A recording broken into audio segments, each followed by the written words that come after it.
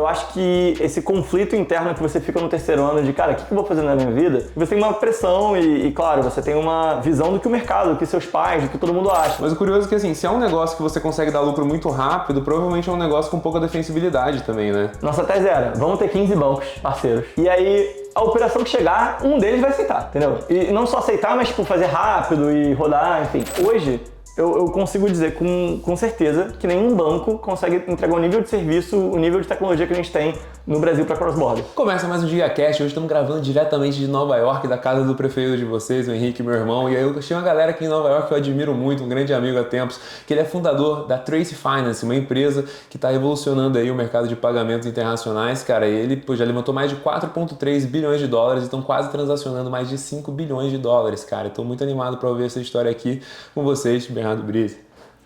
Acho que levantou 4,3 milhões. Milhões, né? Eu falei bilhões? Não, então errei aí, foi mal, galera. Soon enough. Mas gostei que o cara é honesto, né, mano? Não se emocionem, daqui a pouco vai fazer 1.000. Nossa, um dia... Se Deus quiser. Não, fiquei na emoção aqui, falei 5 bi, 3 milhões. Cara, só vou fazer nossos patrocinadores aqui, cara. Hoje temos um novo patrocinador que eu tô muito feliz de anunciar, que é a Venia, né? Que é basicamente para você conseguir facilmente trazer o seu dinheiro do exterior aqui. Talvez até compete com o Bernardo, mas eles têm uma pegada de infraestrutura, stablecoin muito forte, que tá trazendo junto aqui com o GigaCast. Vão estar aí 1 ano com a gente, então entrem lá, a Venia. Acabaram de fazer um rebranding, antes se chamava BRLA. Então, pô, tô muito contente de ter eles aqui com a gente. Quer trazer o teu dinheiro da tua startup de fora pro Brasil? Vai lá com a Venia. Segundo patrocinador que a gente traz aqui hoje, cara, a nossa querida Hyper, que é anúncios por geolocalização, para você facilmente conseguir estar pegando eu sempre dou esse exemplo, né, cara, que é a Danone que vende aí o Pro e ela vai lá, cara, e consegue chegar na Hyper e falar, cara, mostra anúncio pra galera que frequenta a academia. E eles, por geolocalização, estabelecimentos que as pessoas frequentam, conseguem mostrar esses anúncios e sair perseguindo para tudo que é lugar. Terceiro patrocinador é a nossa querida Gestor, a ferramenta no-code e também de IA para você construir aplicações IA e automatizar os processos da sua empresa, cara, para você se tornar uma empresa muito mais lucrativa com facilidade, sem precisar ter aquele programador. Qualquer pessoa inteligente só aprende rapidinho a mexer ali no Gestor e consegue montar um sistema IA para você conseguir gerar mais valor para os seus clientes com menos trabalho, ou também para você criar sistemas internos que automatizam a sua operação. E agora chegou com a gente também a AW Sales, estou muito contente que eu entrei no conselho desses caras. Eles fazem um trabalho muito legal de automação de WhatsApp para você conseguir automatizar suas vendas e atendimento. Eles já cresceram muito no mercado de infoprodutores, onde já tem os maiores nomes, como o Bettino, não vou lembrar todos aqui agora e tal. E cara, eles já, na própria operação deles, que foi da onde nasceu, eles já caíram de 100 pessoas que eles tinham no time de atendimento para 8 pessoas, simplesmente automatizando. Todo mundo veio e pediu, cara, deixa eu usar isso também, e conseguiram crescer muito rápido no mercado e agora também são nossos parceiros aqui no GigaCast. Então vai estar rodando o QR Code aí, vocês podem já assistir. Então vamos começar aqui, Bernardo. Cara, você nasceu aonde, cara? Cara, nasci no Rio, na Tijuca. Na Tijuca mesmo, cara? Seus pais fazem o quê, cara? A minha mãe, os dois são professores de educação física, né? É mesmo? Mas a minha mãe deu um branch off ali, né? Ela fez uma pós em marketing e aí começou a fazer evento. Então ela fazia muito casamento, festa de 15 anos e aí eventualmente ela começou a fazer evento mais corporativo, tipo evento para Petrobras, evento para mais institucional, assim, tipo Coca-Cola e tal. E teu pai? E meu pai, ele é professor de educação física até hoje, mas o engraçado é que os dois se conheceram, ela era do Comitê Olímpico e ele era técnico de algum time de basquete ali, e aí eles se conheceram, pelo menos a história que eles me contaram. Que maneiro, estão juntos até hoje? Não. Eles se separaram quando eu tinha uns 2 anos, 3 anos mais ou menos. Ah, bem novinho, cara. Aí tu foi mais com a sua mãe assim? Então... Sim, isso... Tua mãe deve ter ganhado mais dinheiro, né? Dá mais... Então, esse é o ponto. Tem uma coisa interessante, né? Assim, hoje em dia eu tenho uma relação muito boa com os dois, né? Mas quando eu era menor, eu sempre preferia mais estar com a minha mãe, né? Porque... a gente viajava, a gente fazia várias coisas e meu pai, ele tinha uma vida talvez um pouco mais simples, né? Total. E é muito difícil, acho que para uma criança, né, conseguir diferenciar o contraste E... Cara, eu queria entrar um pouquinho assim, eu acho que um negócio bem interessante, eu tenho refletido bastante ultimamente, são coisas que acontecem na criação que talvez fazem você, sei lá, pô, acho que não era óbvio pra você que você ia ser um empreendedor de tecnologia, sendo que seus pais, pô, vêm esse mundo de educação física, eventos e tudo mais. Um exemplo pra mim, acho que alguma coisa que me deu bastante confiança, é que meu pai, quando era muito novo, a gente mudou para os Estados Unidos, então eu aprendi a falar inglês quando eu tinha 2 anos de idade, então era aquele maluco com 3 anos de idade já falava inglês e português, eu me achava muito, tá ligado? Que todo mundo achava que eu era gênio. E outra parada que minha mãe fez eu fazer Kumon, cara, quando eu era moleque. Eu também. Você fez Kumon? Caraca, velho. Mas o engraçado é que eu fiz Kumon sem ser forçado. Eu, quando tinha 12 anos, eu falei, cara, quero aprender japonês. Falei com a minha mãe, mãe, quero aprender japonês e tal, quero fazer um curso. Aí ela chegou, só se estiver um perto de casa.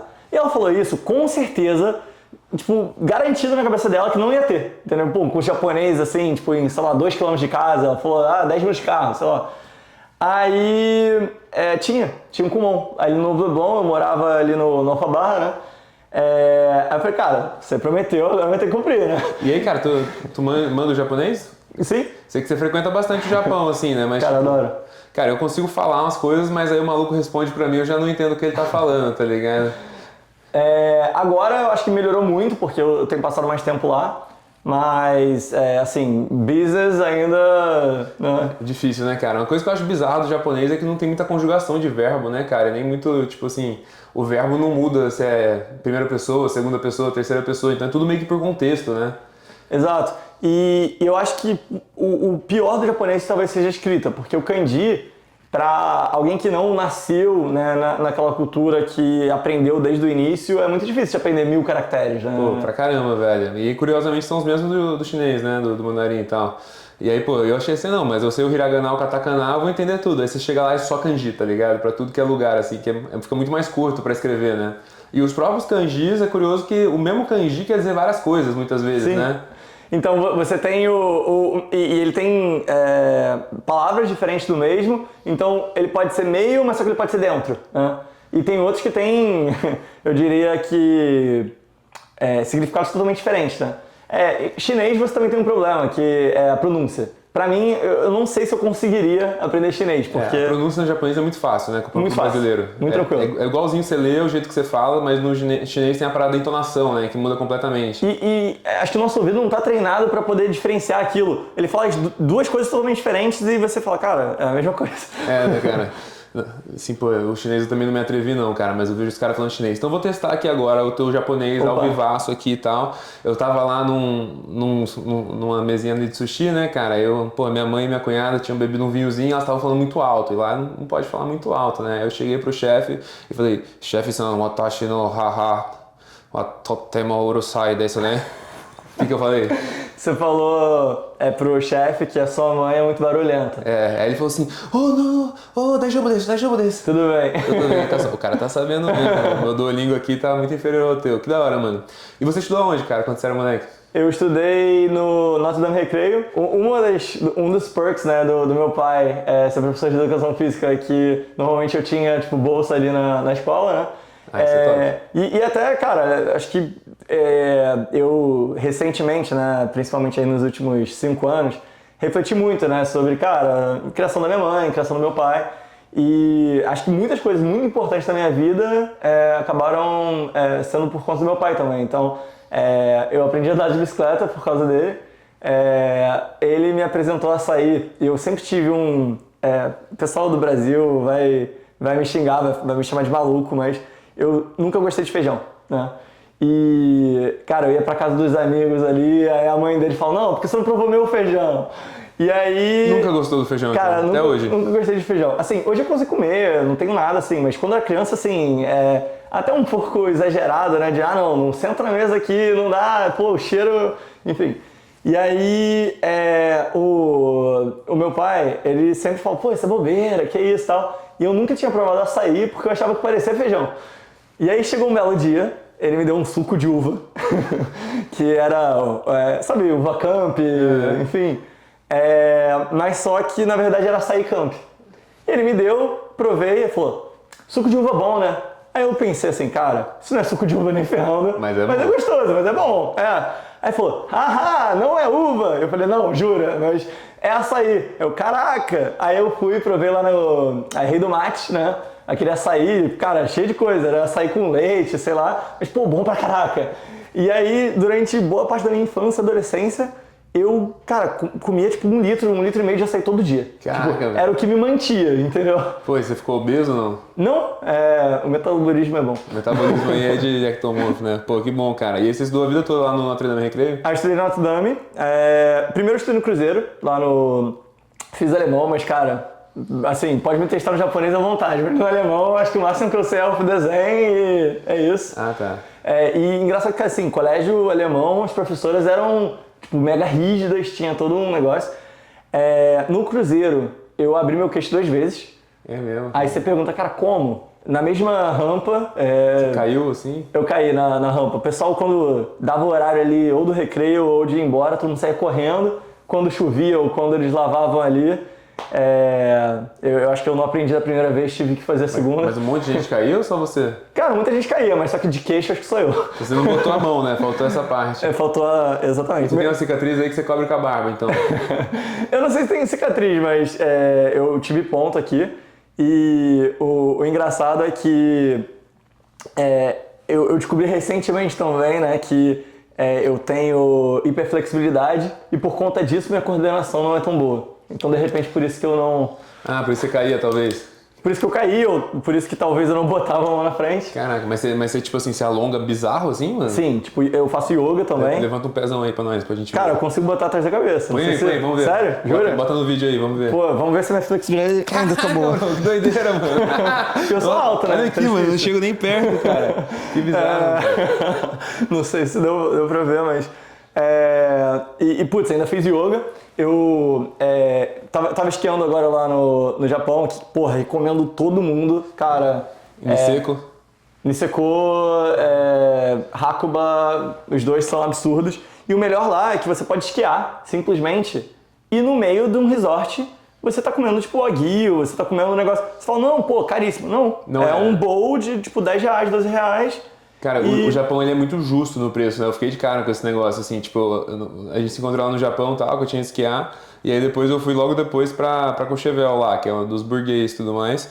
E aí, cara, o hand warmer lá, o negócio que esquenta a mão, que você deixa e tal, no Japão custava, pô, acho que era 20 centavos de real, assim, porque é o que custa e tal. E, cara, lá era 20 reais, mano, era 4 dólares cada um, assim, pra você ver o tanto que os caras botam uma margem gigante em cima e o Japão assim, não, eu pago barato, vou vender barato, tá ligado? Não, é absurdo. E tem muita coisa lá, assim, super prática, né? Então, por exemplo, tá frio. Você compra ali numa loja de conveniência um negócio que você abre, você puxa ele esquenta. É tipo um adesivo, né?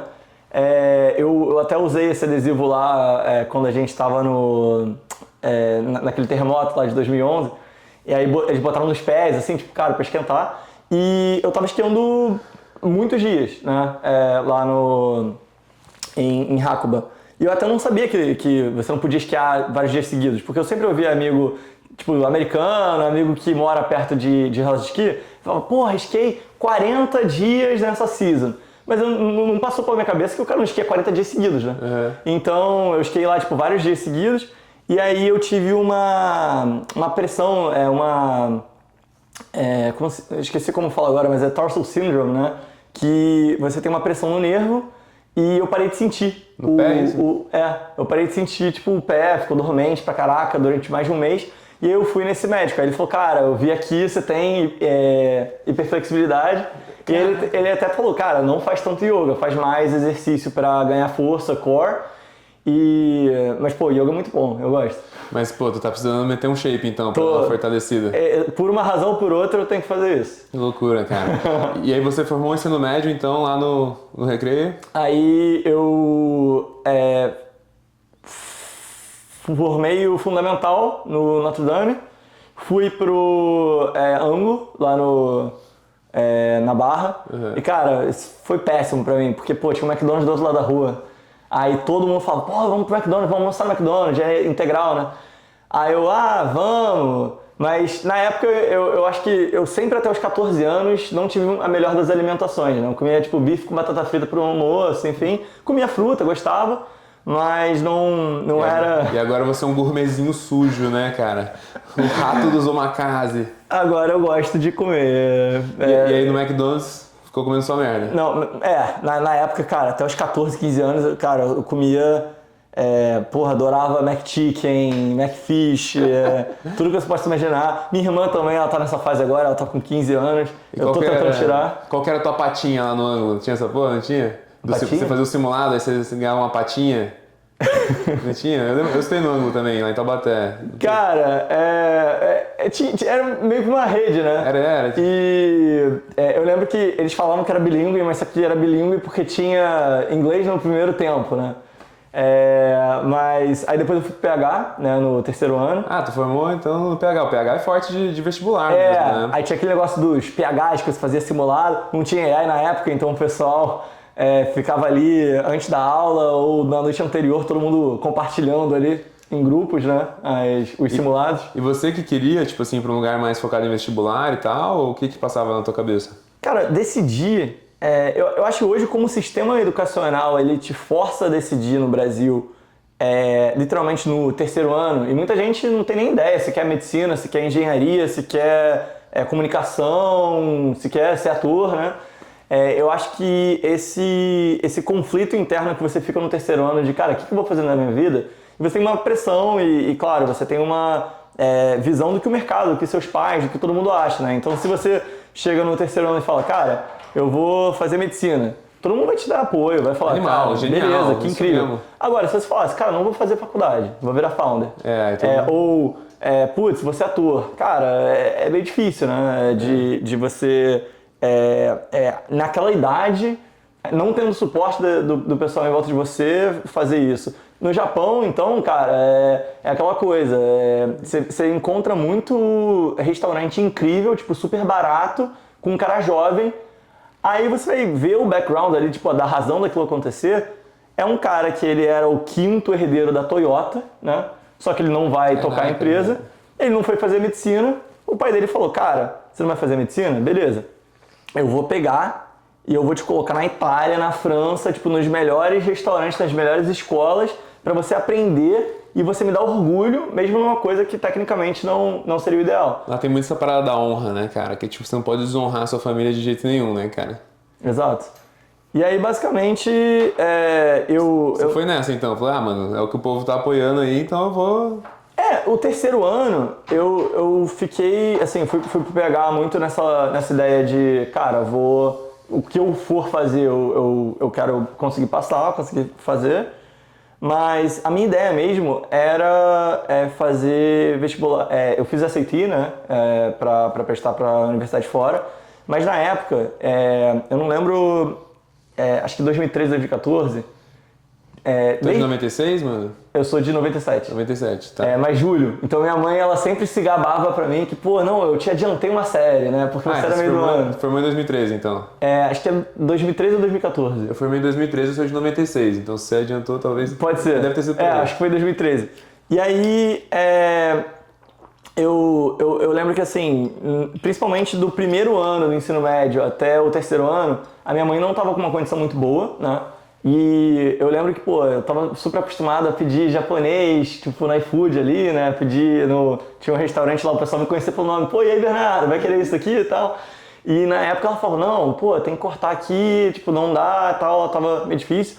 E ela fazia muito evento pra Petrobras uma época, e aí teve aquela crise lá do Rio, né, que o Rio basicamente era sustentado pelo petróleo, né? Sim. E aí eu lembro que, cara, assim, nunca tive uma família extremamente rica, mas era classe média ali, tipo, nunca tive uma... assim... Eu nunca deixei de comer ou de ir para um restaurante ali, ok? E pra mim aquilo foi um choque muito grande, né? De caraca, putz, não posso pedir japonês, eu não posso, de repente, comer tanto fora, ou enfim. E nessa época eu queria muito, né, estudar fora, mas a minha mãe falou, cara, mal posso pagar aqui uma universidade no Brasil, tipo, quiçá lá fora. Então acho que isso foi uma coisa que ajudou ali na decisão de não ir pra fora na época. E foi pra onde no fim? Aí eu fiz PUC durante um tempo, também passei ele pra UERJ, mas na época eu prestei pra RI, né? Pra Relações Internacionais. Nos dois? Sim. E o engraçado é que, assim, eu pensava em ser diplomata. O que hoje, olhando pra trás, eu falo, meu Deus do céu, nunca. Inconcebível, né? né, cara? Não vou trabalhar pro governo nunca, né? Mas eu gostava de viajar, gostava de, cara, outras culturas, etc. Mas aí quando eu fui cavando ali, percebendo que, putz, eu ia ter que ir pra um país lá aleatório, que não era da minha escolha, e que eu não podia simplesmente ser o diplomata do Japão de começo. Pra Zâmbia, tá ligado? Aí eu falei, cara, não dá. E aí você confirmou RI, não? Não, eu fiz comunicação no final, né? Ah, tá. Eu mudei pra comunicação porque era o mais próximo ali que você tinha de business, tipo marketing, de você fazer uma empresa no Brasil. E aí eu fiz até o 5º período no Brasil, mas na época eu estava trabalhando para uma empresa, não sei se eu chamo de startup, mas uma moeda, né? Chamada Decred. E essa Decred, ela era competidora da Dash, da Tezos, tinha toda essa lógica de governança, né? De você poder votar com quanto você tinha. Isso em que ano, cara? Cara, isso foi 2016 para 17, né? Ah, caraca, então tava bem naquela época que o Bitcoin tava muito na crescente, né? Na crescente. Porque 17 eu lembro que chegou num pico, aí teve uma queda bizarra e tal. Você entrou cedo em cripto então, cara? Cara, sim. E o engraçado é que assim, eu comecei a negociar ali em grupo de Facebook, né? Comprando, né, Bitcoin, comprando alguma coisa. Na época, pô, com a minha mãe, né? Minha mãe falou pra ela, cara, compra isso aqui, vai subir. Se ela tivesse me ouvido, vendido o apartamento na época, ela teria mais de 100 vezes o que ela teria colocado, mas eu acho que ninguém vai escutar o filho de sei lá, 16, 17 anos. Eu tô lembrando, no outro episódio que você gravou com o Renner, você contou essa história, né? Que você falou assim, mãe, vende a casa, coloca tudo em Bitcoin, não foi? E na época, quando a gente gravou, eu acho que o Bitcoin tava 50 mil ou 40 mil. Agora ele tá 109, né? Não, bizarro. Na época que gravou, né? Se tivesse feito naquela época, ainda tinha ganhado dinheiro, né, cara? Muito. E hoje você tem uma grana em Bitcoin, cara? Cara, não tanto quanto eu gostaria. Eu perdi muito dinheiro também em futuros, né? Porque futuros você opera alavancado. Então, você consegue ganhar muito, mas você também consegue perder muito, né? Sim. Então você não ficou só no Bitcoin não, tu falou, pô, vou ser ousado aqui, né? Que o Bitcoin, em geral vai subir, né, supostamente, é o que as pessoas acreditam, mas, pô, não sabemos exatamente quando, né? Quando? E se vai cair abaixo do preço de liquidação em algum momento. Então com a data é difícil, né? Exato, então às vezes você fala, cara, vai subir ad eterno, pode até subir. Mas será que não vai cair abaixo do preço de liquidação? E aí você pode perder tudo, né? Esse que é o problema. Isso é duro, né, cara? E aí, pô, durante a faculdade, assim, cara, você teve uma época que você começou a se desenvolver em cripto e tal, mas, cara, você já tinha uma visão pro teu futuro, assim? Você falou assim, cara, eu quero trabalhar com tecnologia, o que você imaginava? Quando eu tinha ali 12 anos, 13 anos, eu sempre fui... eu sempre, cara, joguei online, falava com o pessoal em inglês, e eu... Jogava o quê, irmão? Cara, eu sempre joguei muito LOL. LOLzinho? LOLzinho. Pô, mas o LOLzinho começou a pegar no final do teu ensino médio ali, né? Então, quando você era moleque, não rolava tanto LOL, né? Cara, Pokémon, quando eu era menor, né? Tipo, tinha Game Boy ali, Game Boy Color. Tu não jogou os últimos, cara? Eu joguei todos. Porra, mano, os últimos estão os melhores, velho. Tá louco. Eu zerei o Scarlet, o Arceus. Você jogou esses, não? Cara, Pokémon pra mim, o Arceus eu não joguei, que era uma lógica mais RPG, né? Era tipo assim, os caras misturaram Pokémon com o Zelda Breath of the Wild ali, né? Mas eu vi muito walkthrough. Eu fazia muito isso também, tipo, assistia o cara jogar. No YouTube, assim? Tipo, aquele The Walking Dead eu assistia. Da hora. E é engraçado, eu nunca tive um PlayStation. Né? Eu sempre fui, tipo, do lado da Nintendo. Game Boyzinho, GameCube. Game Boy, GameCube, Nintendo Wii, o Wii 2, que, pô, foi uma falha ali, né? O Wii 2 era o console, não? Não, era um que tinha uma... eu lembro que tinha Wii U. Wii U. Wii U. Pô, eu não joguei esse Wii U não, mas pô, né, na época do Wii eu jogava muito o quê? O Guitar Hero rolava muito lá, né, mano? Curtia. Pô, então Hag, Grand Chase, esses daí você não jogou não? Joguei Ragnarok, inclusive Ragnarok, todos os jogos da Level Up, né, Grand Chase, adoro. O Ragnarok foi uma coisa muito doida, porque na época no Brasil era muito difícil de você comprar coisa com cartão de crédito online. E aí, o que eu fazia? Eu alugava coisa na Blockbuster pra poder ter mais hora de jogo. Porque com internet de escada, eu lembro que tipo, não tinha muito pagamento online, né? Você tinha que ir, acho que... Na banca, né? Você comprava o cartãozinho lá da Level Up. Exato. Mas eu lembro que o meu pai ou minha mãe, não lembro agora, eles não queriam muito ficar comprando videogame, né? Comprando o horário de jogo ali. Aí o que eu fazia? Ficava alugando esse filme. Porque tinha essa promoção do Blockbuster que você ganhava 10 horas de jogo a cada filme que você... tinha Lan House na Blockbuster. Não, quando você alugava, você ganhava tipo um cartão, tipo um gift card, um cupom pra você jogar tipo 10 horas de jogo. Que era uma parceria com a Level Up ali. Aí, cara, eu jogava muito Ragnarok, nossa, mas o Grand Chase pra mim era o melhor. O GCzinho era forte, né, mano? Na moral, eu gostava muito do GC, né? Gostava muito. Mas da hora, mano. Então, teu primeiro trampo foi com cripto já? Segundo, eu trabalhei numa startup, cara, similar com a Rappi, se chama Farmalive, né? Eles não foram pra frente, mas eu acho que o founder na época, o cara era diretor da Globo, aí ele falou, cara, quero montar aqui isso daqui, a ideia da minha vida e tal, e ele tinha uma ideia de fazer farmácia por geolocalização. Então, tipo, vou pegar aqui a farmácia que tem o melhor preço de todos os itens que você quer e a farmácia vai te entregar ele na tua casa, eu vou processar o pagamento aqui, beleza.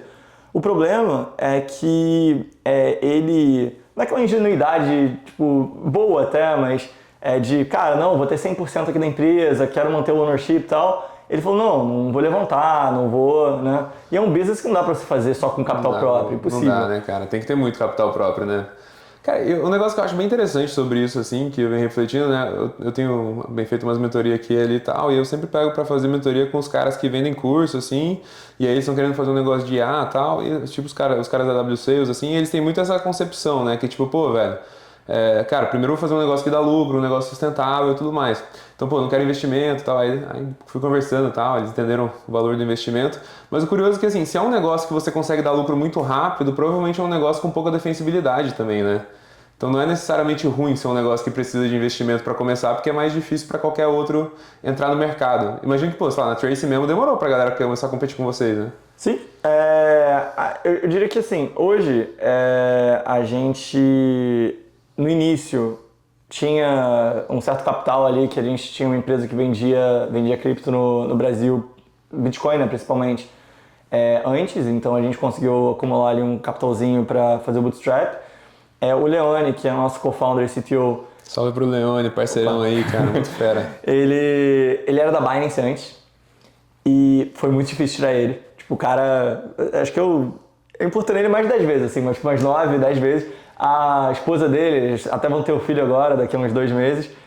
Na época ela falava, ô Leone, bloqueia ele, cara, pelo amor de Deus, pô, a gente tá aqui com plano de ter filho, de construir família, você tem aí a Binance, porra, legal, negócio assim, estruturado.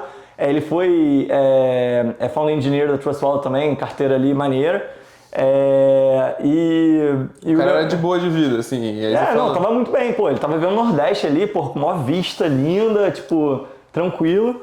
E aí, eventualmente, depois de um bom tempo falando do problema pra ele, etc, ele falou, cara, não, beleza. A gente tinha aplicado pro IC, a gente ia passar pra entrevista e ele falou, não, beleza, vou sair da Binance aqui. Na entrevista ele já falou, pô, vou sair, vai, Sim. vamos. Se os caras passaram pra entrevista, deve ser decente isso aqui, vai dar certo. E a gente estava aumentando a receita bem, então no início a gente foi lucrativo, né, no primeiro ano ali. A gente fez um ano, eu, Leone, Rafa e mais uma estagiária na época. A gente tinha 4 pessoas e aí depois que a gente levantou. Entendi. Então começou ali, mas imagino que o produto era bem mais humilde, assim, né? Não tinha nada de tecnologia. O que era? Era tipo uma agência de câmbio, assim? Como que era? Cara, a gente tinha ali uma estrutura de correspondente cambial. A gente vendia cripto também na época, mas menos, né? E a gente ajudava ali, uma startup a trazer o dinheiro de fora. E até esse modelo, cara, que a gente tinha, olhando para trás, a gente hoje processa pagamento para os maiores processadores de pagamento do mundo. Tá processando indiretamente Amazon, Uber, Spotify, Temo, né? Tipo, os negócios que realmente tem um volume transacional grande. Quando a gente trabalhava com startup naquela época, cara, era muito sazonal, né? E, 2021 era aquele estouro, um volume muito grande. Mas quando você vê, assim, isso como um business, tipo, cara, vou processar pagamentos para startups especificamente, e esse é teu business como um todo, você não vai ter rodada grande todo mês, né? Você não vai ter necessariamente 50 rodadas todo mês. Claro, você tem fases. Acho que agora a gente está numa fase muito melhor, mas 2022 ali, principalmente 2023, principalmente ali com a quebra do SVB, você não teve volume. Assim, você não teve quase nada. Passou de 20 bi América Latina para tipo 2, né? Eles tiveram que pivotar total. Mas vamos chegar aqui daqui a pouco, né? Então, cara, a gente tá aqui, você estava na empresa, como que é o nome da empresa de cripto? A segunda, a primeira que você trabalhou? A primeira foi Startup, depois... Primeiro, a Decred. Decred. E Decred tá bem? Cara, não muito, mas enquanto eu tava lá, cresceu muito. Então, quando eu entrei, tinham 50 milhões de market cap. Quando eu saí, a gente estava com 2 bi. Então, a gente estava no top 14. Caramba, então era muito grande, cara. E o que você fazia lá? Eu era Head of Partnerships, né? Eu entrei no início com uma role muito menos relevante. Eu entrei part-time, porque eu estava na faculdade ainda. Falei, cara, eu quero que você entre full-time, mas para você entrar full-time você vai ter que viajar muito. Eu falei, cara, isso não é um mais, isso é um plus, né? Animal, bro, bora. E aí você largou a facul? Aí eu larguei a faculdade. Na época, o que eu me falei foi o seguinte, vou trancar e vou ver qual é, né? E depois não fez mais sentido, porque eu fiz muita listagem para Decred. Então, listei na Upbeat, Huobi, OKX. E listagem é um negócio assim muito escasso, né? Muito difícil, porque você tinha que conhecer as pessoas ali e tinha muito valor, principalmente naquela época que tinha um bando de ICO, um bando de empresa querendo lançar moeda e listar. Então, eu depois prestei consultoria para várias empresas. Né? Que ano você está aqui nessa história? Isso foi 2018 para 19. 18 para 19. Então daí você já foi direto para Trace, então teve um emprego no meio do caminho. Aí em 2020 a gente fundou a Trace. Pô, que da hora, cara. Inclusive eu conheci o Leone no evento da Binance em Berlim, quando eu estava viajando ali pela Decred e também por essa consultoria. E ele estava em Berlim? Ele tava viajando, tipo, tinha um evento da Binance ali, chamou todo mundo pra fazer meio que um off-site, né? Uhum. Aí eu conheci ele, cara, foi o primeiro brasileiro que eu conheci em cripto, internacionalmente. E aí eu ouvi um cara falando em português com outra pessoa, falei, caraca, você é brasileiro, meu Deus, que isso? E o Leone é muito gente boa, né, cara? Ele deve ter ficado assim, uou, que legal! Muito bem. E uma maneira que assim, ele é CTO, ele é dev, mas, porra, ele não parece, você não dá que ele é CTO, né? Tipo, o cara é super expansivo, o cara mega comunicativo, super gente boa. E quando ele apresentou, a gente falou com ele na época que a gente queria montar a Trace, a gente falou, cara, não dá pra só eu e Rafael ficar até 3 da manhã batendo o spreadsheet aqui e a gente resolver nosso problema de volume, né? Tinha que ter algo automatizado, tipo um CTO... road class, um cara bom, enfim. E aí o Leone foi meu go-to, mas eu não pensava que ele poderia vir. Eu pensava o seguinte, cara, é a pessoa que vai me indicar, eventualmente um amigo dele, alguém que possa, né, vir. Alguém que trabalhou com ele, enfim. E aí ele indicou, cara, umas 8 pessoas, umas 9 pessoas pra gente. E aí toda vez a gente fala, cara, o cara é bom, mas não é o Leone. E aí a gente ficou nisso fixado e eventualmente aconteceu. Cara, e o Rafa entrou como na história? O Rafa, ele trabalhava comigo na Transfera, que foi depois da Decred. A Transfera, ali no Rio, eles tem uma asset, né? Tem um fundo ali de cripto. Eles também têm uma stable ali, né? Deles. Na época a gente não tinha lançado ainda.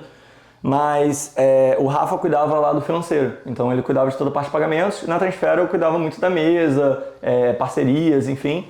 E o pessoal até saiu recentemente, agora um pessoal de lá, o Cadu, o Julian, né? Mas a gente se conheceu lá e eventualmente falou, cara, a gente pode montar um negócio nosso, né? E aí, tipo, ele fazia o que lá? Ele cuidava de toda a parte financeira, então, cara, todo books and balances ali de banco, câmbio. Então você pensou assim, pô, eu sou vendedor safado, esse maluco aqui é um planilheiro. Irmão, nós conseguimos fechar uns contratinhos de câmbio, tá ligado? Vai dar certo isso aqui. Exato. E o mercado hoje, cara, se você vai olhar a maioria do Brasil, ainda é majoritariamente por agente de câmbio, assim, cara, correspondente? Cara, correspondente por si só é um modelo que ele é falho. Porque o que a gente fez, né? Mais recentemente? A gente pegou um banco que não tinha tanto volume e a gente falou, cara, a gente quer botar tecnologia, botar todo o fluxo para poder operar com empresa de tecnologia, com empresa de pagamentos, né, de cripto.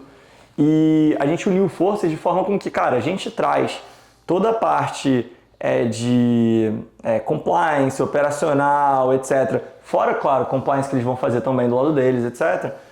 Mas com todas as APIs de câmbio, API de cripto, API de pagamentos também, né, de Pix. E com isso, a gente conseguiu unir o melhor dos dois mundos, porque a gente tem uma API incrível, que o cliente consegue operar volume. Mas no começo já era isso a visão ou não?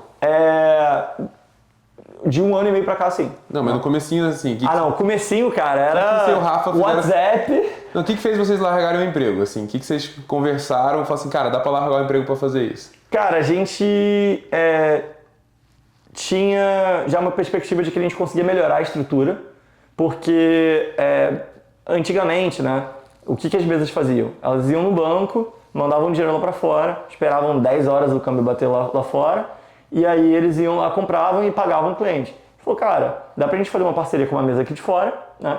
E o cara manda pra gente assim que baixa na nossa conta bancária. Então a gente tinha meio que uma sociedade com os nossos parceiros lá de fora, aqui de fora, né? Eles dividiam ali a receita com a gente, mas quando o dinheiro batia, na época em TED, né? Não tinha Pix, na nossa conta, o cara tinha acesso à nossa conta, via que o dinheiro estava na nossa posse, confia na gente, e ele tinha um Revolving Credit Agreement com a gente de $12 milhões. O que é Revolving? É uma linha de crédito, né? Então, cara, até 12 milhões ele estava disposto a enviar o dinheiro na frente. Então, o risco deles era a gente, não era o risco de cliente. Né? Então, com isso, o que ele tinha? A gente tinha uma operação onde eu não precisava esperar o câmbio bater lá fora. Era mais rápido, assim? Não, muito mais rápido. O cara me pagou aqui por TED, demorava 20, 30 minutos para bater. Cara, assim que estava na nossa conta, a gente já mandava cripto. Então, eu acho que isso foi uma inovação muito grande, fez a gente conseguir operar muito. Mas, mesmo assim, a gente ainda tinha um problema do banco de câmbio. Porque, beleza, o meu parceiro lá fora tá me enviando, mas o meu parceiro quer receber, né? Ele não quer ficar com dinheiro ali parado e tal. E muitas vezes, nesse modelo de SWIFT, de pagamento cross-border, você tem, cara, 6 bancos que estão envolvidos na transação. Você tem o banco aqui, o banco correspondente do outro cara, o banco lá, e muitas vezes o banco lá de fora de cripto não tinha SWIFT, então ele usava outro banco, enfim. E você não tem como saber, cara, o dinheiro está preso, está parado aqui há 1 dia e meio. Você não sabe se está parado aqui, se está parado no segundo, se está parado no banco lá de fora, se está parado no banco que é correspondente do lado de fora. E aí você fica naquela, cara, eu estou aqui com $2 milhões, não sei onde está, não sei quando vai chegar. E para você explicar para um cara lá de fora isso, né, que, cara, te mandei $2,5 milhões, você já me pagou, eu já estou com o seu dinheiro, já paguei para o cliente, mas eu não sei onde está o dinheiro, tipo, já mandei, tá aqui o comprovante, mas não sei onde está, você não tem tracking, né? Então, mesmo assim ainda era muito ruim, e a gente sabe que todas as empresas não tinham uma linha de crédito com um parceiro que adiantava para eles. Então a gente pensou, cara, ingenuamente, né, na época. E ingenuidade também é uma coisa boa, né? Acho que... Você não faz, né? Senão você não faz. É igual os consultores, quando vai empreender, irmão, ele acha motivo pra toda ideia ser ruim, tá ligado? Ele acha motivo, não, que isso aqui é impossível, tal, blá, blá. E aí acaba não escolhendo nenhuma ideia, vai numa ideia... Bom, não que eu tenha contra os consultores, né? Nada contra necessariamente, assim. Mas acontece muito que os caras são muito bons de analisar, achar problemas, achar vulnerabilidades, assim, e acaba fazendo umas ideias que são mega seguras, só que acaba sendo uns negócios meio pequenos, que não tem muita inovação e tal, né? Então, a ingenuidade talvez foi o que fez vocês, cara, vamos dar a cara nesse problema gigante aqui e tentar resolver. E aí, Trade Finance, na verdade, não sei se muita gente sabe disso, mas veio de Trade Finance, né? Que seria tipo financiamento de importação e exportação. E eles pensam, cara, Brasil, commodity, exporta soja pra caraca, café. Não, a gente vai pegar os grandes exportadores de café, né? Não rolou, não? Não. Eles fazem com quem, os grandes exportadores de café? Itaú, Santander, Bradesco. Tipo, é um negócio que nem os bancos médios pegam, porque não é só... A gente depois descobriu isso, né? Que não é só uma questão do pagamento. É uma questão da linha que o cara dá e ele ganha, às vezes, num outro produto. No câmbio ele zera, ele vai ganhar no crédito. Ou então no câmbio no crédito ele zera, mas ele vai ganhar no dinheiro que tá parado com ele. Entendeu? Entendi. Então tem uma série de outras coisas que o cara embute ali, que no geral ele tá ganhando uma bolada com esse exportador grande de café, mas que para ele o câmbio ele faz zerado porque é um big client, né? Um cliente grande ali dele. Entendi. Então os caras muito grandes têm uns termos muito bons com os bancões, assim, então é difícil você conseguir bater esses termos, mesmo que você tenha mais velocidade, mais usabilidade e tal. Exato, você tem que ter um negócio muito expressivo para eles considerarem, cara, beleza, eu tenho crédito aqui com esse cara, mas eu vou jogar volume para vocês.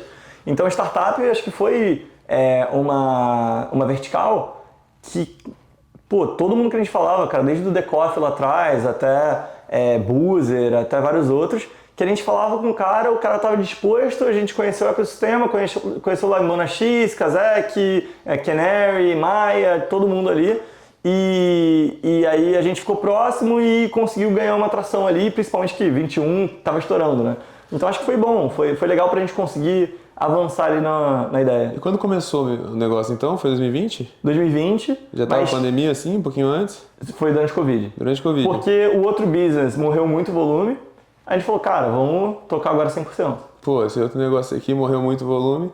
Calma, mas o outro business não era isso então? O primeiro outro business era mais de venda de Bitcoin para empresas, né, no Brasil. Então foi para isso que vocês saíram, para fazer isso? Saímos da Transfera. Aí Transfera. Eu e Rafa, a gente montou esse. E o que era isso então? A I2. E o que fazia? Na I2, basicamente, a gente vendia Bitcoin para empresas que queriam comprar, né? Principalmente Mercado Bitcoin, Foxbit, etc. De onde vocês tiravam esse Bitcoin? A gente tinha esse parceiro. Então a gente tinha um parceiro lá de fora, ele já tinha um Bitcoin, já tinha um estoque. E aí, quando o Mercado Bitcoin pagava a gente na nossa conta, a gente já enviava. Ah, agora entendi. Então vocês eram... No começo vocês eram, cara, basicamente revendedor de Bitcoin. Praticamente. E dava uma representava os caras lá de fora aqui, né, lá no Brasil.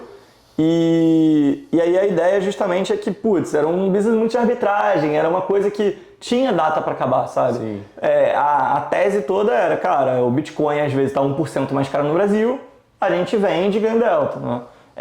Aí hoje em dia, cara, a margem é muito mais comprimida, não dá para se fazer um business assim, só de comprar e vender Bitcoin para ganhar o delta, né? E o que aconteceu que fez a margem ficar mais comprimido, assim, evolução de tecnologia, mais... Competição, né? Acho que mais gente fazendo esse mesmo fluxo, o mercado ficando mais maduro também, com mais volume. Então, uma coisa Bitcoin em 2016. Cara, eu queria muito ter pegado esse mercado 2014, 2015, 2016, não só por causa da valorização, mas porque o delta, às vezes, cara, o pessoal da Foxbit, o pessoal do mercado Bitcoin, chegou a pegar, 5, 10% de variação de preço. Então, literalmente, você comprava Bitcoin lá fora, vendia no Brasil, você comprava, 1 milhão, você ganhava 100 mil reais. Entendi. E eu não peguei essa fase. E era muito porque, tipo assim, ninguém sabia muito bem como é que fazia para comprar Bitcoin, chegava... O câmbio também era muito difícil, porque não era todo banco que... A maioria dos bancos ia falar, cara, câmbio de Bitcoin eu não faço, né? Câmbio para comprar cripto eu não faço. Porque você tinha toda aquela vendetta dos bancos contra o Bitcoin. Hoje Itaú, Bradesco, todo mundo tem lá o fundinho de Bitcoin, você consegue colocar lá no Bitcoin no Inter, enfim. O Hashdex da vida. Hashdex, né? Você tem lá na bolsa. Mas se você pega, cara, mesmo 3 anos atrás, não era assim, né? Então, a Hashdex, claro, em bolsa ali você tinha, mas mais recentemente você teve Itaú, XP, BTG, enfim. Distribuindo esses produtos e tal, né? Pô, que maneiro, cara. E aí então, aí chegou esse ponto assim, começou a cair muito volume, ficou difícil de revender os Bitcoin, ganhar spread e tal. E aí você falou, precisamos fazer outra coisa, e falou, cara, vamos entrar em câmbio. E teve outro ponto também que eu acho que afastou a gente desse business. Na época, a gente tinha poucos clientes, então Mercado Bitcoin, Foxbit, os caras ali de exchange. E a gente estava vendo muitos concorrentes nossos que operavam, né, também com exchanges, continuando a fazer volume mesmo depois daquela queda absurda que teve nas bolsas e no volume em fevereiro de 2020. E ele falou, cara, o que está acontecendo? Por que eles estão continuando todo o volume e o nosso volume está aqui caindo, mantendo, enfim, né? E mantendo mais baixo. E aí a gente percebeu depois o que tinha acontecido. A gente não tinha era muito rigoroso, né, nos clientes que a gente operava, e depois a gente foi descobrir que, cara, os concorrentes lá operaram com pirâmide, estavam vendendo para gás consultoria, para etc, né, e a gente não fez isso. Então acho que o timing também foi muito bom, porque se a gente continuasse ali e quisesse abraçar o mundo no sentido de, cara, vamos fazer tudo, não vamos fazer compliance, etc, a gente poderia ter se ferrado aí nessa. E eles pagaram o preço ou não? Acho que não, né? Não, acho que alguns devem ter pago sim. Mas nada de escândalo assim que saiu e tal, de... eu não sei detalhes, mas eu sei que tipo, tem algumas mesas que eram concorrentes que, o cara não consegue mais não. Entendi. Pelo menos ele não tem mais nenhum negócio, entendeu? Entendi. Não vamos comentar nomes aqui também para não sair um pedido de morte contra você nem nada, né, Bruno? Vamos seguindo aqui então. Tá, e aí vocês, cara, o que foi a primeira coisa que vocês lançaram? Aí mudou de trade para trace, não? Como? Não, Trade Finance sempre foi Trace Finance, mas isso aqui era uma analogia, né? Entendi. E aí qual foi o primeiro produtinho que vocês lançaram, assim, cara? Cara, a gente no início foi fazer essa parte de importação e exportação, aí a gente conheceu o The Coffee, a gente queria importar café para eles, né? Enfim, importar coisa lá que eles têm um blend, acho que é colombiano com brasileiro, e eles queriam importar também coisa da China, tipo utensílio, coisa para abrir loja nova, tava expandindo. Aí a gente foi lá fazer uma importação para eles de matcha, né, do Japão, e beleza, foi. Mas eles falaram, cara, a gente acabou de levantar o Series A, lá com o Anaxish Coffee Shift, a gente queria trazer pro Brasil. Vocês fazem, gente? Claro, a gente faz, com certeza. Eu desliguei a chamada, falei com o Rafael, falei, pô, Rafael, é empresa brasileira, o fundo é brasileiro. O que tem de câmbio aqui, né? Pô, vai trazer dinheiro da onde? Aí que a gente... vocês não estavam nem ligados, né? Não, tipo, esse negócio de Cayman Sandwich, de, pô, que o cara levanta fora, etc, nada. Eu vou explicar pra vocês, galera, pra quem é leigo aí no negócio do Venture Capital, a maioria das empresas que são investidas pelos fundos, eles meio que fazem você abrir uma empresa lá em Cayman ou uma empresa em Delaware que é dona de uma subsidiária aqui no Brasil. E aí o principal motivo que isso acontece é porque muitas vezes o Brasil tem esse negócio que não tem muita blindagem patrimonial, né? No sentido que, tipo assim, se você toma um processo na pessoa jurídica, isso pode acabar caindo na pessoa física, não só dos sócios, mas também dos investidores que acabam sendo sócios. Então, o exemplo que davam pra gente é tipo assim, pô, velho, o Jorge Paulo tá lá na Suíça, investe um negócio no Brasil, aí vocês fazem um monte de cagada, tomam um monte de processo trabalhista, especialmente processo trabalhista e direito do consumidor, né? Que é o que não tem blindagem patrimonial, tal. Então, pô, pode chegar e de repente começar a cobrar o processo dele, assim. Então, para conseguir fazer os investidores de fora do fundo, né? O investidor que investe no fundo ter mais confiança de que o fundo não vai fazer cagada e que não vai ter dor de cabeça e tal, os fundos fazem as empresas abrir a conta fora, que é um puta de um saco, honestamente, apesar de talvez ter alguma vantagem. Acho que nem tem vantagem de imposto mais, né? Depois não, zero. Eu acho que o ponto também é muito sobre o que o fundo está acostumado. Então, por exemplo, ele investe lá em Cayman ou investe nos Estados Unidos, cara, ele sabe todas as regras, se o cara regra de board, se você pode tirar ele ou não, se você tiver mais de 50% da empresa, você pode tirar o cara ou não. Então, por exemplo, no Brasil, o cara tá ali, cara, com os 2 olhos tapados, né, não sabe nada, e ele tá indo no meio do tiroteio ali e não entende o que acontece. Então o cara não sabe se bobear, tem uma regra no Brasil que você tem uma SA e se você tiver mais de 50% você pode simplesmente chutar o cara e pegar as ações dele, né? Então essa aqui é não só para o Brasil, mas para o México, para a Colômbia, etc. Tanto que Nubank, mesmo Boozer, Rappi, todos esses caras têm essa mesma estrutura, né? Nossa, me dá uma raiva quando eu tenho que pagar a conta da Mosada. Nossa, cara. Que ódio, cara, honestamente, velho.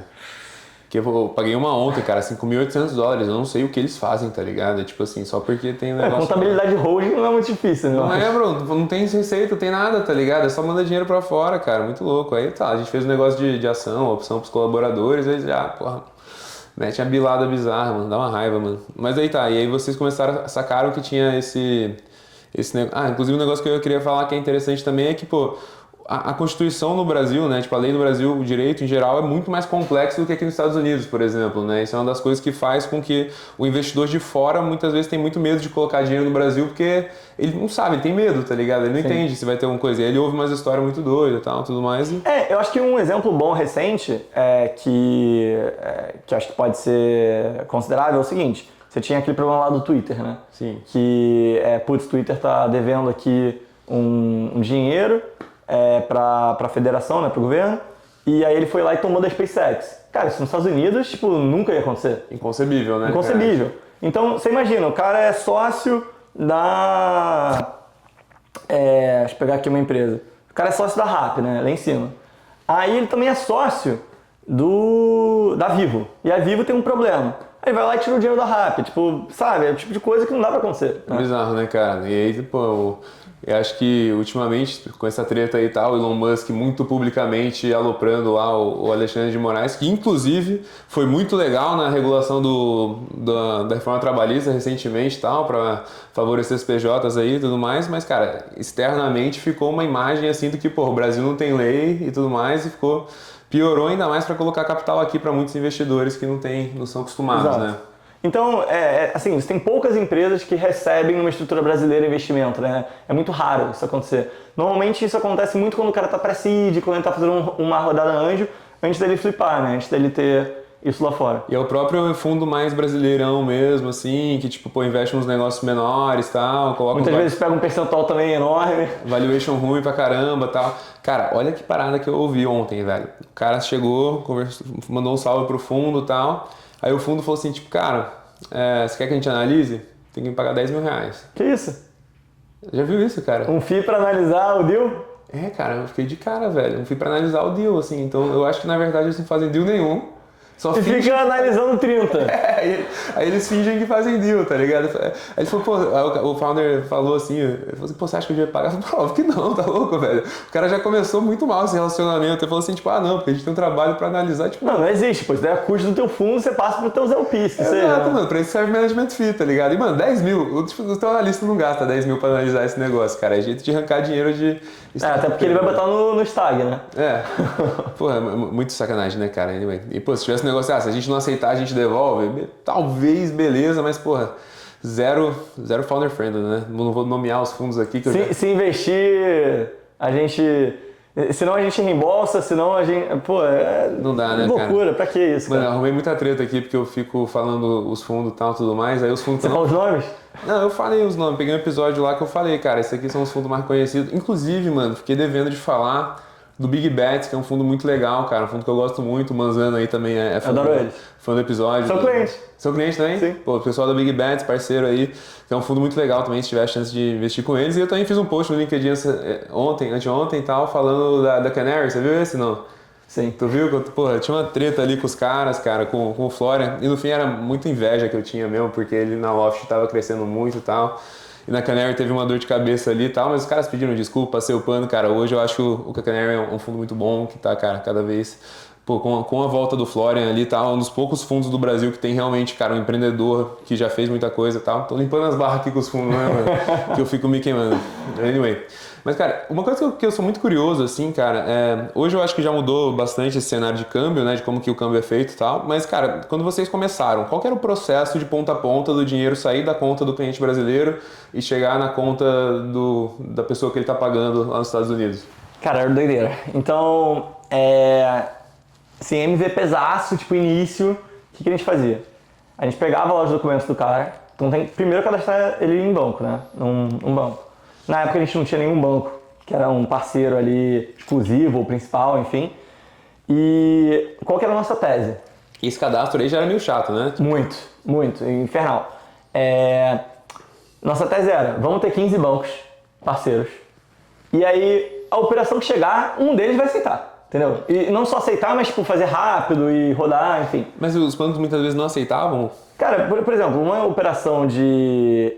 acho que, pô, Decoff é um exemplo muito bom.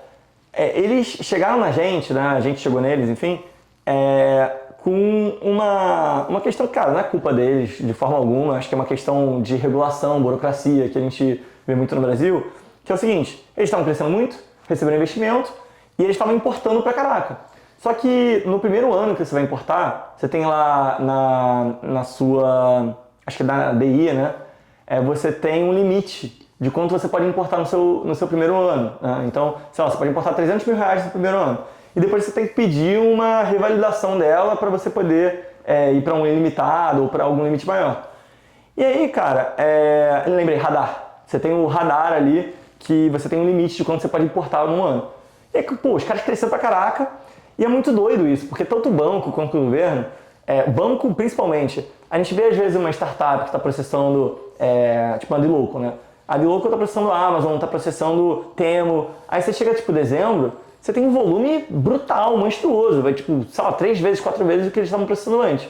A maioria dos bancos, se você fosse chegar e não ter, por exemplo, a Trace ali, ele ia falar, não, você está crescendo muito, tipo, seu volume está muito maior do que o planejado aqui. Eu vou ter que parar a sua operação para poder entender por que você está, tipo, aumentando o volume. Pra ver se não é fraude, golpe... Sim, para ver se não estão lavando dinheiro, se não estão fazendo alguma coisa. Então, volume para banco, enquanto pra gente é um negócio que, nossa, sinônimo de felicidade, né? Animal, bota mais aqui. Pô, bora mais, vamos. O banco é tipo, pô, arriscado isso aqui vai ser treta. Não, vamos parar isso aí, cara. Vamos entender, sei lá o quê. E aí, pra entender também, 2 semanas, 3 semanas, tem que ir pra conselho, tem que ir pra um monte de coisa. E também, quando você fala de cadastro e do documento da operação também, é a mesma coisa. Então você imagina, O Decoff importou lá 300 mil e, pô, eles têm mais 1 milhão para importar, 2 milhões, estão abrindo um monte de filial, caraca, porra, o business está estourando.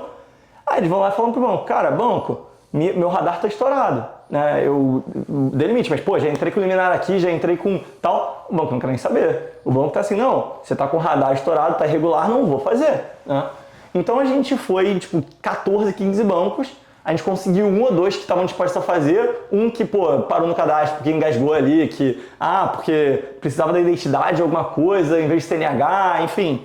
Aí a gente conseguiu fazer com um. Cara, a gente demorou acho que uns 3 dias, né, pra poder fazer.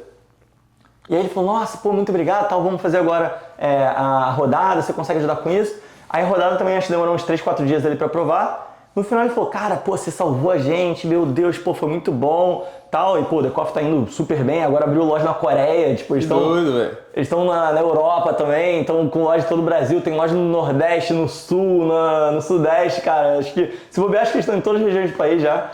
Eu já fui no Decoff em 5 cidades. Os caras, pô, e cara, eu acho interessante que o Yuri e a Carol lá da Insider, eles são os noiados do café, tá ligado? E eles gostam muito de ir no Decoff, assim, falam que é muita qualidade, né? Cara, é muito bom. O cookie deles é absurdo. O pão de queijo deles também é muito gostoso. Patrocina aí, Decoff, pô. Tô fazendo merchan de graça aqui pra você, velho. Aí, Carlos. Aí, Carlos, pô. Pô, me apresenta o Carlos pra gente trazer a história dele aqui também. Combinadíssimo. E, cara, os caras, porra, muito bons, assim, e é o tipo de coisa que, cara, você tem um business crescendo muito, o país, os bancos, a sua infraestrutura, parceiros deveriam estar preparados para... Cara, você quer fazer o dobro de volume, você quer fazer 10 vezes, você quer fazer 20, tudo bem. Tem um caminho aqui claro. Ah, putz, você estourou aqui o limite que você tinha, você tem 30 dias, você tem 1 mês, você tem, enfim, um período aqui para você poder se ajustar. Porque senão, imagina, o Decoff, né, tava ali, estourou o limite. O que eles vão fazer agora? Não vão abrir mais unidade? Não vão mais importar? Ah, não, ô, pessoal, tá sem chá verde aqui porque eu não posso importar mais. Ou, pô, meu café que era blend colombiano-brasileiro agora vai ser só brasileiro. Mas mudou, por um mês. Mudou o radar? Não, então, a gente conseguiu, mesmo com o radar ali estourado, fazer. Por quê? Porque eles tinham conseguido ali eliminar, tinham já alterado. Mas não estava com a categoria ali correta, do jeito que os bancos gostam, etc. Então, eles não estavam incorretos, né? Pelo contrário, estavam, crescendo o business deles, etc. De maneira honesta. De maneira honesta, exatamente. E esse que eu acho que é um dos maiores problemas do Brasil. Você honestamente está crescendo seu business, você está, tendo sucesso fazendo um negócio ali, e você, por conta de um parceiro ou por conta de burocracia do governo, né? Não conseguir ou ter um estresse absurdo para conseguir escalar. E nesse ponto aqui vocês nem tinham muito produto ainda, não? Era mais planilhada. Não, era, tudo na mão. Eu, Rafael, cara, tinha 4 pessoas, Business development completo ali, reunião com um monte de banco, libera aí essa parada. Eu fazia tudo, cara. Ligava pro cara lá do banco, aí eles não aguentavam mais falar comigo, né? Tem até uma história de um banco que, na época, né, a gente nunca chegou a fazer nada com eles, mas a gente sempre tentou muito, né? Um banco de câmbio.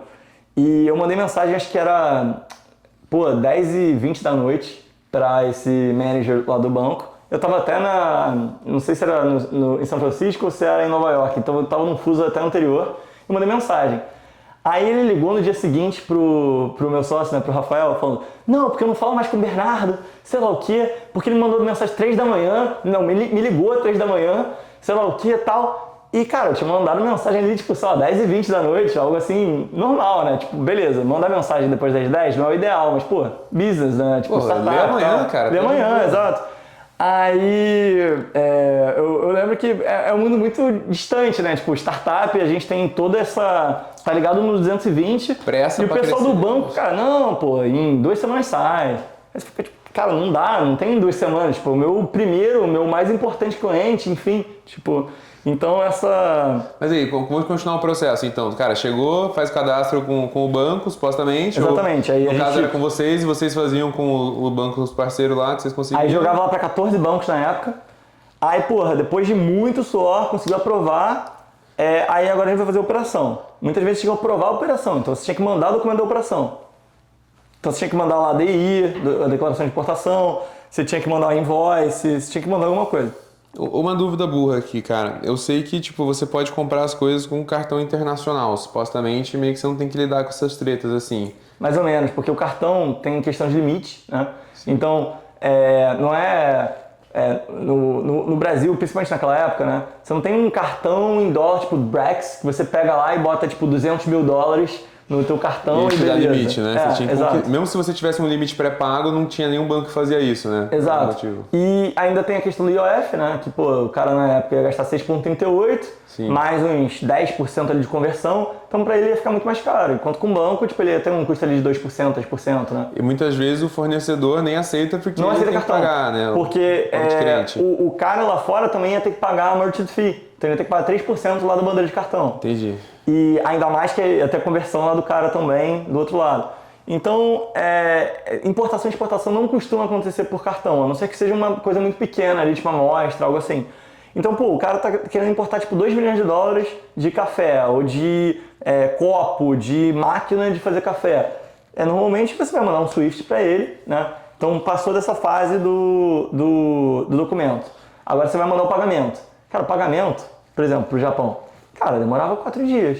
E aí você tinha um banco lá que você fazia uma parceria, ou era o banco do cara mesmo, que estava recebendo? A gente tinha aqui no Brasil, nosso banco comprava interbancário com outro banco brasileiro. O que é interbancário? Interbancário, você tem vários bancos lá que compõem o mercado que dá liquidez, né? E aí você, tipo, mesmo que você sendo Itaú, muitas vezes você negocia no interbancário porque você pode ter um preço do outro melhor, porque ele tem uma venda, você tem uma compra, você casa, né? Isso, tipo assim, às vezes ele quer, no caso seria ien, né? Então ele vai no interbancário, vê o que os outros bancos têm de ien, ele chega... E, cara, ele tem um sistema que rola isso, ou tipo, ele liga pro cara e fala assim, tá com ien aí, quanto é que tá cobrando? Cara, tem muito que é telefone, a gente faz tudo por sistema, né? Mas muitas vezes é telefone ou terminal ali na Bloomberg e tal, ele cota, beleza. Aí ele vai mandar pro banco correspondente, que muitas vezes, tipo, sei lá, Bank of New York Mellon, você tem Standard Chartered, você tem o JP Morgan lá fora, que tem uma conta do Banco Brasileiro lá fora. Aí beleza, mandou pro Bank of New York Mellon. Bank of New York Mellon agora, com esse dinheiro lá em ien, ele tem que pagar o cara lá fora. Só que o cara lá fora, ele não tem o dólar talvez, né? Pera, esse banco é o banco do cara ou é um banco que é parceiro do seu banco? O banco do nosso banco. O banco do nosso banco lá fora. É um parceiro dele lá no... Isso, porque você não pode hoje ter real fora do país e você não pode ter dólar dentro do país também, no Brasil. Então isso cria um mecanismo que, putz, você não tem um banco brasileiro que tenha dólar, você sempre tem uma conta, né, num banco lá fora. Tá, então o que rola no interbancário não é que os caras têm tipo ien, eles têm títulos de ien. Ou não? Ele tem ien, ele vai te pagar esse ien lá fora no teu banco. Ah, ele tem ien lá fora? Exato. Numa conta que uma esse conta banco que tem lá. ele também tem no banco dele. Então, por exemplo, você tem um banco aqui no Brasil, ele tem uma conta no Bank of New York Mellon, e você tem outro banco aqui no Brasil que está vendendo ien, que tem uma conta do JP Morgan, na conta dele do JP Morgan ele vai mandar para o teu Bank of New York Mellon. Entendi. Então, beleza. Cada banco tem uns bancos fora também, que eu imagino que tem um outro negócio que eles também estão comprando ien em vários preços diferentes lá e tal. Exato. E aí, a partir disso, ele vai pegar esse Bank of New York Mellon e ele vai comandar... Exato. O Japão? Não, ele tem ien. E ele tem um banco lá no Japão, tem uma sede lá no Japão. Pô, New York Mellon é um dos maiores que tem de FX, né? Então ele tem 50 moedas, os caras são muito grandes. Até, inclusive, abre minha conta, por favor. Sonho, assim, Standard Chartered e Bank of New York Mellon, pra gente abrir conta da nossa empresa, seriam parceiros incríveis. Só que eles não abrem assim fácil. É difícil, cara, é um processo de, anos, né? É um banco B2B, assim. Cara, pra eles abrirem banco brasileiro hoje, acho que eles não estão abrindo direito. Standard Chartered, por exemplo, é um escritório de representação. Então, até dar um salve pra Germana. Germana, faz isso aí, Germana. Porra. Mas por que eles não abrem, cara? Cara, Compliance, assim? Eu acho que você tem um combo de coisas. Por exemplo, um banco brasileiro, eles pensam, cara, Brasil, eles pensam assim, cara, país de terceiro mundo, nossa, risco, meu Deus, vai ter alguma coisa de lavagem, alguma coisa de drogas, alguma coisa aqui relacionada. E eles falam, pô, não preciso disso. Tipo, o Bank of New York Mellon é o maior custodiante de dólares global, né? Tipo, os caras são enormes, né? Ele não precisa fazer um business que tem um risco maior, né? Então, quando ele abre lá para o Itaú, ele abre para um banco maior, ele abre para alguém que ele saiba, pô, beleza, vou fazer um volume muito grande aqui, e tem muita coisa aqui tranquila. Então, muita importação e exportação, muita coisa aqui que é banco para banco, então interbancário. Então, ele tem esse dinheiro ali no Bank of Drake Mellon e agora ele vai mandar para o banco correspondente do banco japonês, do cliente. Sim. Então, vai mandar, sei lá, para o Barclays, né, do banco japonês lá do exportador de matcha. E aí o cara do matcha vai ter uma conta lá no PayPal, que seja, ou num banco lá, o PayPal é banco lá no Japão. E ele vai receber esse dinheiro. Só que para esse dinheiro chegar nele, cara, tem fuso horário, tem o banco aqui, o Bank of New York Mellon perguntando, pô, mas por que você está mandando dinheiro aqui pro Japão, cadê a invoice? E é uma pessoa e não lá tem sistema, é uma pessoa. E às vezes, se for a Marianne, ela vai falar, beleza, passou. Agora, se for o Jake, ele vai falar, não, por que uma empresa brasileira está importando matcha? No Brasil eles consomem matcha? O Brasil consome chá verde? Que loucura. Como assim? Né? Então, é bias, né? Tipo, o cara pode chegar a qualquer momento e em algum momento ali da operação ele vai questionar. Mas você falou que tem situações onde chega a passar por 6 bancos, assim, Sim. né? O que é os outros bancos no meio? Cara, porque muitas vezes o banco americano não tem SWIFT. Então, vou te dar um exemplo de bancos de cripto.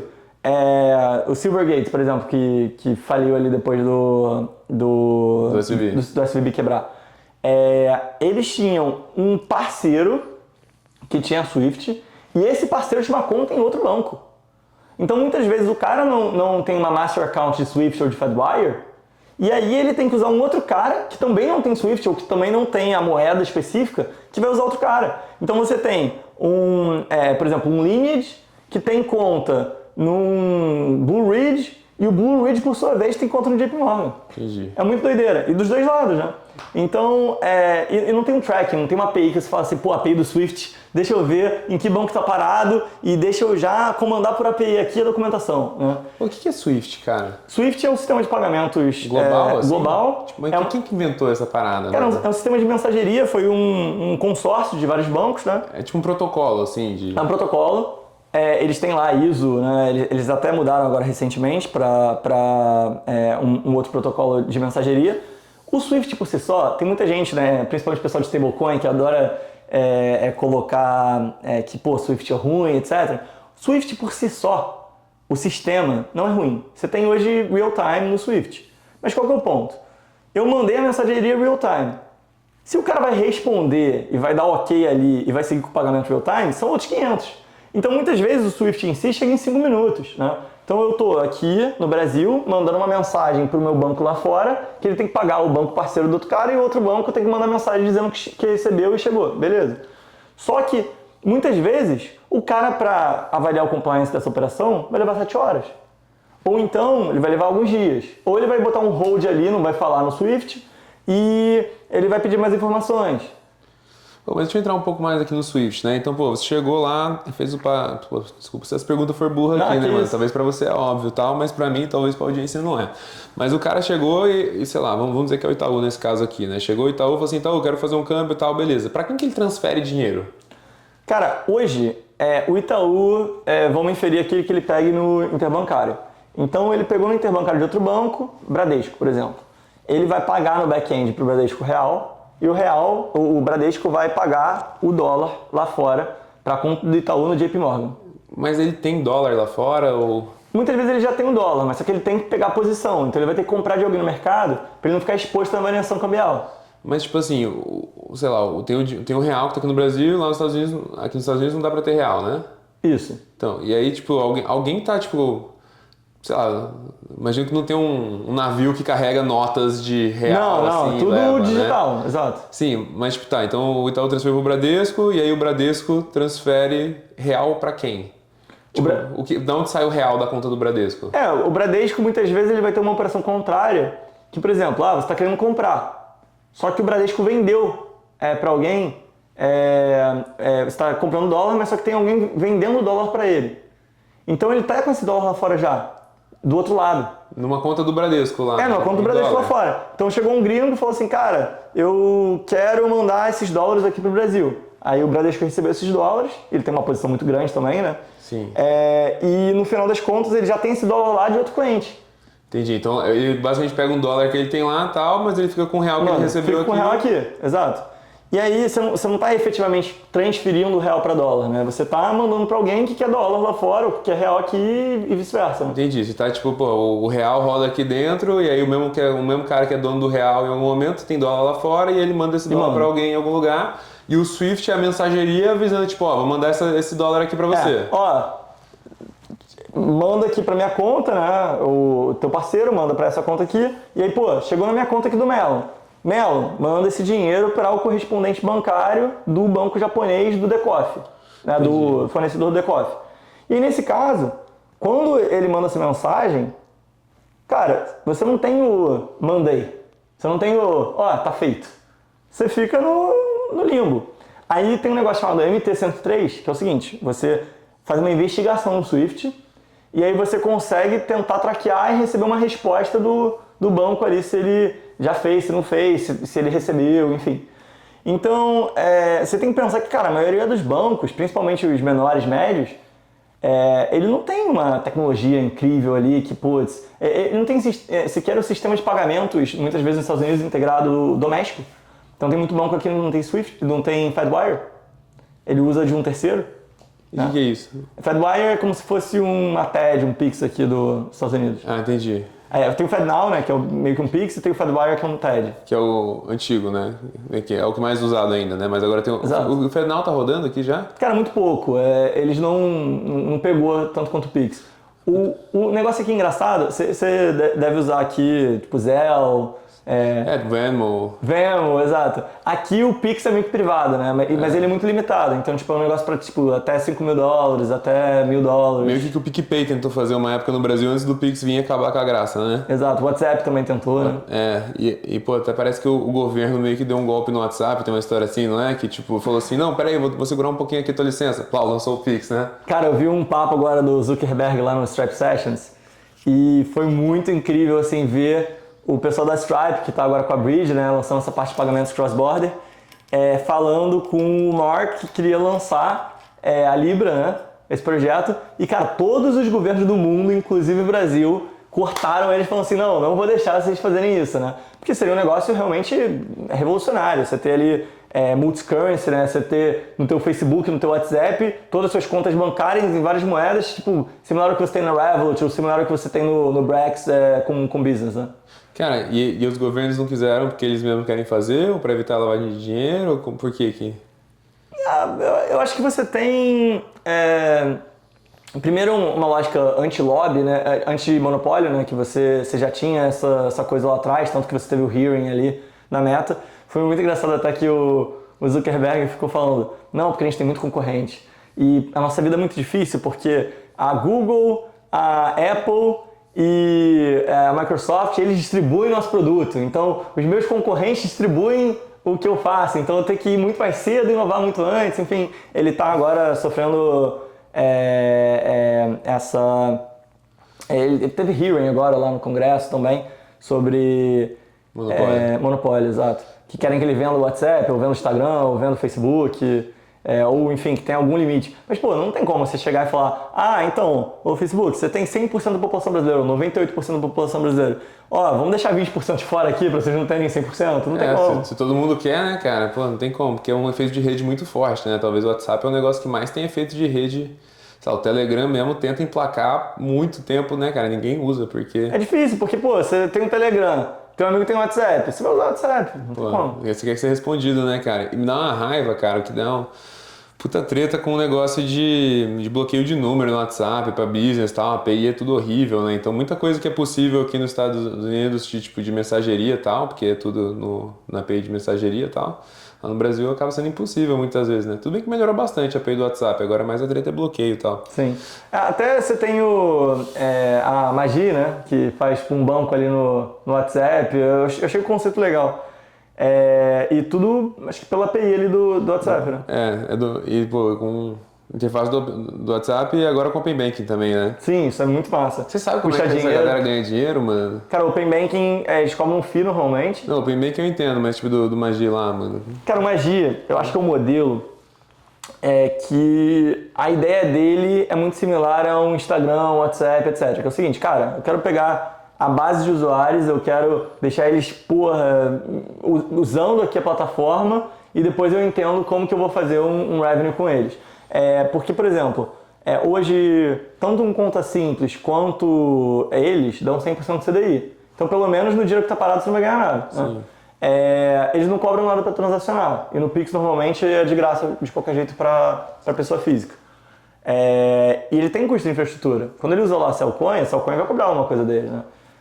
Então, acho que é muito aquele business de, eu vou chegar igual no Nubank aqui, não vou ser lucrativo, não vou ter uma receita talvez muito grande no início, mas eu vou ser, queridinho dos brasileiros. Eu vou ter 5 milhões de usuários, 10 milhões de usuários, todo mundo vai me usar e, eventualmente, ele quer ser, talvez não um winner takes it all, mas aumentar a gama de produtos até o ponto que ele... meio que ser o layer de, a interface de WhatsApp para mexer com Everything Finance, né? Everything Finance com WhatsApp, né? Aí, eventualmente, o cara bota câmbio, o cara bota, um cartão de crédito, consegue colocar ali de uma forma com que ele tenha o share of wallets do cara, né? Sim. E é curioso que também vários bancos acharam a ideia legal e fizeram o próprio, né? O Nubank mesmo lançou, a NG lançou e tal. Mas eles ainda têm esse edge que é multibanco, né? Então você tem um lugar onde você consegue fazer operação de vários bancos e tal. Que é um negócio bem difícil assim, né, cara? De você conseguir centralizar a tua grana em um lugar só e tal, mesmo estando em vários lugares. Cara, é difícil. E o Guia Bolsa, acho que lá atrás fez muito isso, né? Salve pro Ben aí, gravou episódio, quem quiser ver. O Guia Bolsa fez muito isso e tomaram o processo do Bradesco na época. Ganharam, tá? Ganharam. Depois de anos, depois de vender a empresa e tal. Foi uma puta de uma treta, foi um dos principais motivos que vendeu a empresa. E é fogo, porque você tinha ali dois pesos, né? Cara, o direito da pessoa compartilhar a informação dela, mas também o risco do lado do Bradesco de, você tá dando a senha para alguém que eventualmente pode tomar alguma invasão, enfim. Então você tinha ali algo bem... Era uma discussão muito boa ali. A real é que o Open Banking, a princípio, não é bom para os bancos, né? Não, porque, assim, se você tem um cara... Por exemplo, você bancariza ali com o Itaú, né? Você é uma pessoa física... E tem um cara te dando um empréstimo por metade do que o Itaú está te cobrando, e ele consegue enxergar todo o dinheiro que você tem no Itaú, toda a relação que você tem com o Itaú, eu vou escolher o cara que está me cobrando 3% em vez de 6%, né? Porque, dinheiro é dinheiro, né, irmão? Quem tiver dando dinheiro mais fácil aí, velho. Exato. Estão pegando. Então, se o cara não consegue te dar um crédito tão grande quanto o meu, porque ele não tem a tua informação que eu tenho, é bom pra... Agora ele tem, né? Agora ele tem, né? Graças ao Open Bank. Mas, não pegou pra caramba o Open Bank ainda, né? Ainda não. Acho que ele vai começar a pegar muito quando você tiver essa parte de conseguir puxar dinheiro, né? Mais usável. Então, por exemplo, você vai poder... o Pix, estavam falando muito que ia ser legal, é esse Pix recorrente, né? Então, vou começar a usar o Pix aqui para pagar minha Amazon, né? Para pagar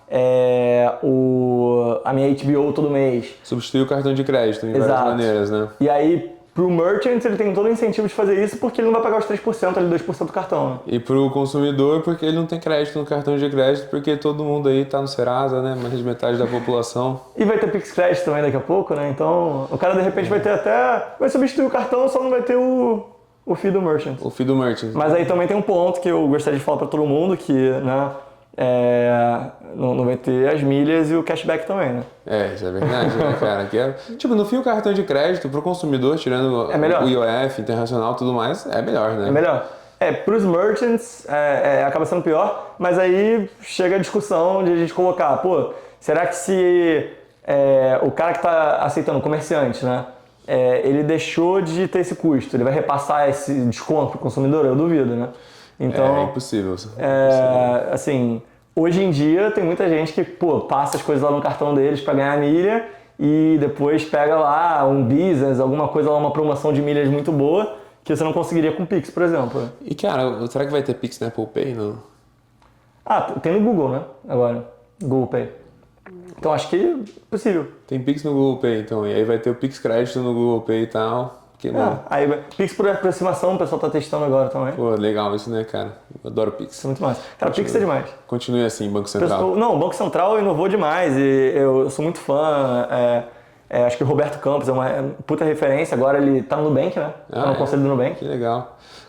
E aqui nos Estados Unidos tudo cagado, né, cara? O Banco Central do Brasil dá uma aula aqui, né, cara? O sistema dos Estados Unidos é maluquice, cara. Cara, ACH. Como que o pessoal não usa ACH nos Estados Unidos? Você tem 100 days ACH, né? Mas ACH é como se fosse o DOC, né? Lá antigo DOC lá no Brasil, que o pagamento ele vai pro dia seguinte. Então você manda pro cara, paguei, mas tipo, você vai receber no dia seguinte, às vezes no final do dia. É muito doido isso. Cara, eu já cheguei, sei lá, até talvez pouco, já vi gente que pagou mais, eu paguei $30 pra mandar um wire uma vez, cara, do Wells Fargo. Muito triste, né, cara? Eu tava mandando uma transferência de $100, eu paguei 130. E agora tem umas fintechs que estão dando mais, mas só que eu lembro que quando eu tinha conta aqui há um tempo atrás, assim, tipo uns 5 anos atrás, eu tinha aberto uma conta também no Wells Fargo ali e tal, pra ver qual é. Cara, eu lembro que o rate era 0,12% ao ano. De interest. Aí eu falo, cara, mas o juros tá 2%, 3%, tipo, tem um delta aqui, tipo poupança lá no Brasil, né? Pra quem não sabe, acho que todo mundo agora já sabe, poupança não é o melhor investimento de renda fixa. Bota um CDB ali com liquidez diária, 100%, beleza, você vai ganhar muito mais. E... não é financial advice. Não é financial advice. É obviedade da sociedade, né, cara? Não é que eu não sei se no Brasil pode. Eu sei que aqui não pode, né? Tipo, você vai falar qualquer coisa dessa, você tem que falar assim, not financial advice, né? Mas, cara, aqui nos Estados Unidos, era um delta, tipo, absurdo. Você tinha uma conta bancária aqui, você vai botar um negócio pra render, você ganhava 0,2, sendo que o juros estava 5. Caraca, que isso aí é inconcebível. Um negócio que eu acho bem interessante, assim, cara, que muitas vezes a galera que tá começando empresa me pergunta, tipo, mas por que levantar dinheiro, né? E aí, sei lá, acho que se você, tem um negócio lucrativo, pra que eu vou levantar dinheiro, assim? E eu sei que, cara, se você tá fazendo fintech, é muito importante você levantar dinheiro, né? Então, primeiro, se você tá dando crédito ou cartão de crédito, tem que ter caixa no balanço pra você poder fazer o tamanho das operações e tudo mais. No caso de vocês, também, tipo, eu sinto que tem uma importância muito grande de, tipo, confiança, né? Então, se você tem investidores, você saiu na mídia e tudo mais, a galera fala assim, tá, entendi, é uma empresa de verdade, não é uns golpistas bizarros. Isso é verdade? Tem mais alguma vantagem, assim? Com certeza. A gente fez o seed, acho que a reputação da empresa, o jeito que os clientes, né, potenciais clientes olhavam a gente, mudou totalmente. E agora, no nosso caso, a gente também colocou o Chainsmokers também na rodada, né? Brabo. E aí até um outro ponto que, de repente, o cara não conhece Chainsmokers, mas a filha dele conhece e tal, gosta. E no final das contas, quando você pensa era uma empresa que levantou uma rodada, com fundos ali que tem uma reputação boa, principalmente ali no Brasil, tipo Monax, Valor, Kazek, Canary, etc. Isso dá uma confiança, né? Para o cara falar, pô, legal, o cara fez due diligence neles, fez toda uma checagem, né, da empresa, dos números, da solidez deles e, ok, eu confio que, né, eles têm algo legítimo. Pô, mas entre nós, esse due diligence do seed, pré-seed ali não é muito bom não, né? Depende, assim, se for um PowerPoint, realmente é mais Tem muito o que olhar, né? Mas... É a mesma coisa lá do Nubank, o cara levantou ali com um PowerPoint da Sequoia e tal. E não, é muito mais, talvez, a reputação dos fundadores, que, tipo, pelo menos você está garantindo que eles nunca fizeram nada errado no passado, né? Então, o cara nunca fez um golpe ali, enfim. Mas um Series A já começa a ficar um negócio mais, principalmente fintech, mais pesado, já olha número a fundo, enfim. A gente, quando fez o seed com a Ribbit, eles já fizeram uma due diligence mais avançada e tal, cara, mas, pô... quando a gente levantou com a Maia, com a GFC, assim, tudo bem que era um negócio de Instagram, eles sabiam no que eles estavam se metendo, estavam acreditando no founder no futuro e fazia R$150 mil por mês, né? Então não era nada muito extraordinário. Mas eu fiquei surpreso, achei que ia ser um pouco mais na época. Talvez tenha mais hoje em dia. Nosso seed acho que já foi mais pesado, porque a gente levantou um seed ali... Grande, né? Um grandinho, para Brasil grande, para os Estados Unidos é normal. Mas... A gente também pegou um pessoal muito institucional, então, Circle entrou na rodada. Vamos pegar essa história aqui então, velho. Então, vocês começaram ali e tal, aí trouxe o Leone, começou a dar uma automatizada na parada, e aí vocês falaram assim, precisamos levantar grana. Sim, porque a gente era lucrativo, mas, cara, o mais que você seja lucrativo numa empresa, agora com o AI é um pouco diferente, porque tem empresa que está fazendo centenas de milhões de dólares. Lucrativo desde o começo e tal, lucrativo, né? Com um time pequeno. Mas, com 4 pessoas na época, você não consegue fazer muito, né? E existe um limite também do quanto que você vai tomar de risco, no sentido de, cara, beleza, eu tenho aqui um caixa que eu fiz, eu tenho meu dinheiro na física que eu estou botando na empresa, quero contratar 10 pessoas ou 20 pessoas. Cara, teu dinheiro vai acabar em X meses, né? Você acha que você consegue, em 2, 3 meses, garantir que você vai ter lucro para poder sustentar a operação daqui para frente, muito difícil. Porque você vai chegar, tá, beleza, então em vez de contratar 30, eu vou contratar 10, ou vou contratar 5. Putz, mas só que se eu contratasse 30, eu ia chegar nessa meta que eu tenho aqui de receita em 2 anos mais cedo. Né? Sim, supostamente. Então, supostamente, você vai tentar, óbvio. Mas a ideia eu acho que vai muito de você conseguir acelerar o business e de você conseguir tomar risco de uma forma com que você, cara, mesmo se tudo der errado, pelo menos você não está sem dinheiro nenhum na física, né? E você queimou todas as suas economias e você não consegue sustentar um business um mês mais. Né? Cara, total. Eu acho que tem uma outra coisa que entra junto aí também, cara, é que quando você faz um negócio bootstrap, você sente que o dinheiro da empresa é o seu dinheiro, assim, ao mesmo tempo. Por um lado é bom, porque você não tá gastando igual um delinquente, né? Mas por outro, tipo, você tem medo de gastar, né? Então, tipo, toda decisão é muito grande. Você fala assim, tipo, super caraca, pensado, um negócio mega... Vou contratar esse cara vai ganhar 5 mil por mês, velho. Pô, por ano é 60 mil, cara. Se eu não contratar ele, é 60 mil no meu bolso, tá ligado? Será que eu quero? Agora, depois que você levanta o dinheiro, você fala assim, cara, tem que gastar esse dinheiro, tem que investir ele, tem que Faz retornar. sentido, você já pensa, cara, isso daqui vai me trazer tanto de receita, bora. Isso daqui vai me desbloquear um mercado, isso aqui...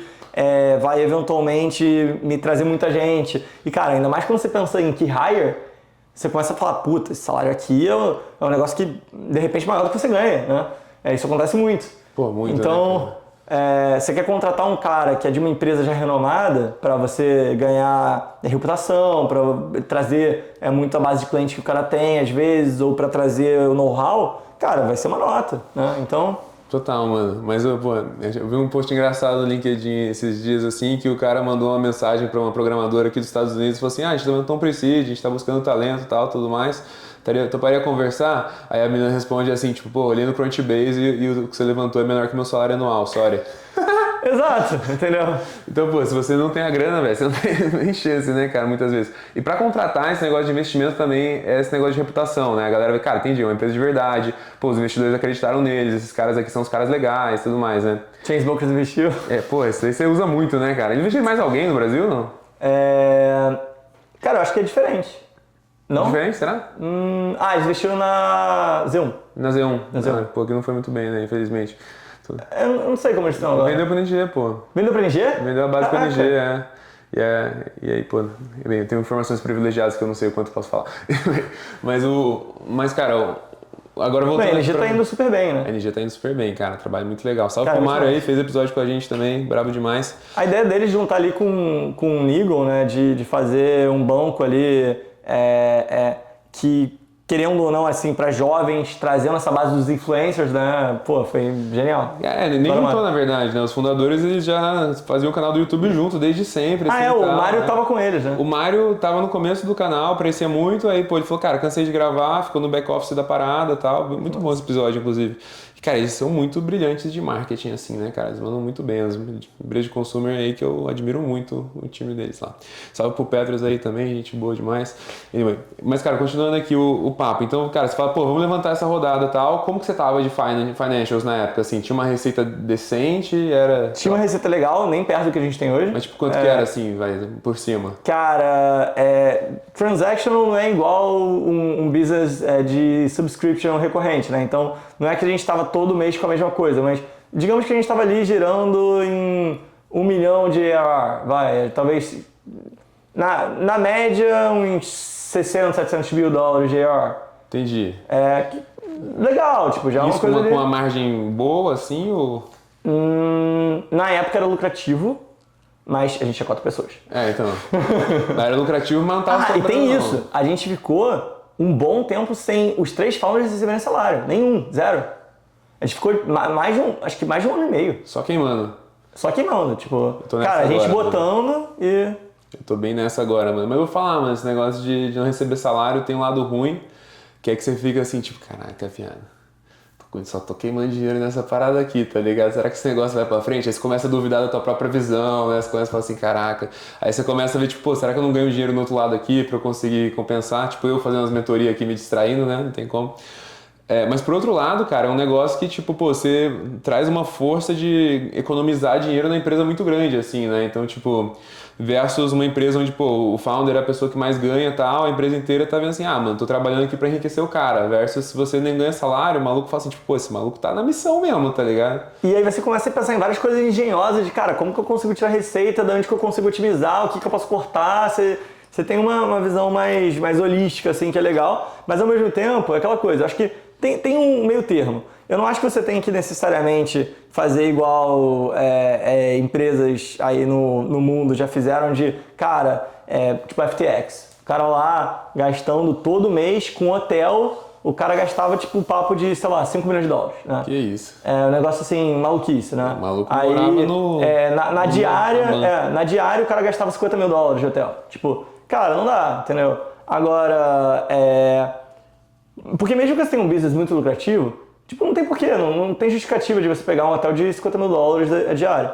Agora, também não acho que você deva falar assim, puta, meu Deus, sou uma empresa Series A, mas ó, vamos pegar aqui, dividir quarto 3 caras aqui e a gente vai pegar o Holiday Inn, né? E a gente vai ficar de favor aqui em tal lugar, ou não, vou deixar de contratar tal pessoa aqui porque, putz, vamos economizar. Você vai acabar tendo uma lógica, isso daí, pô, é clássico.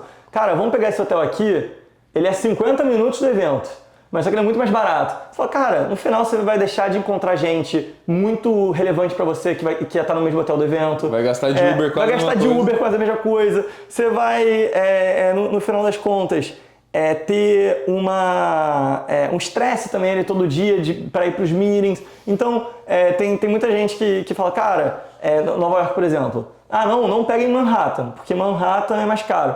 Mas, pô, você vai todo dia ficar levando 1 hora para os meetings, para ir Mas pra tu voltar. pegou no Brooklyn. Tu pegou no Brooklyn? Não, foi no Flatiron. Entendi, que é essa... É aqui, deve dar uns 15 minutos daqui. Caraca, que da hora. Mano, eu acho que é muito sobre assim, tipo, pô, o quanto que o founder tá gastando, né, na vida dele versus nos eventinhos e tal, tudo mais, não pode ser... Tem que converter.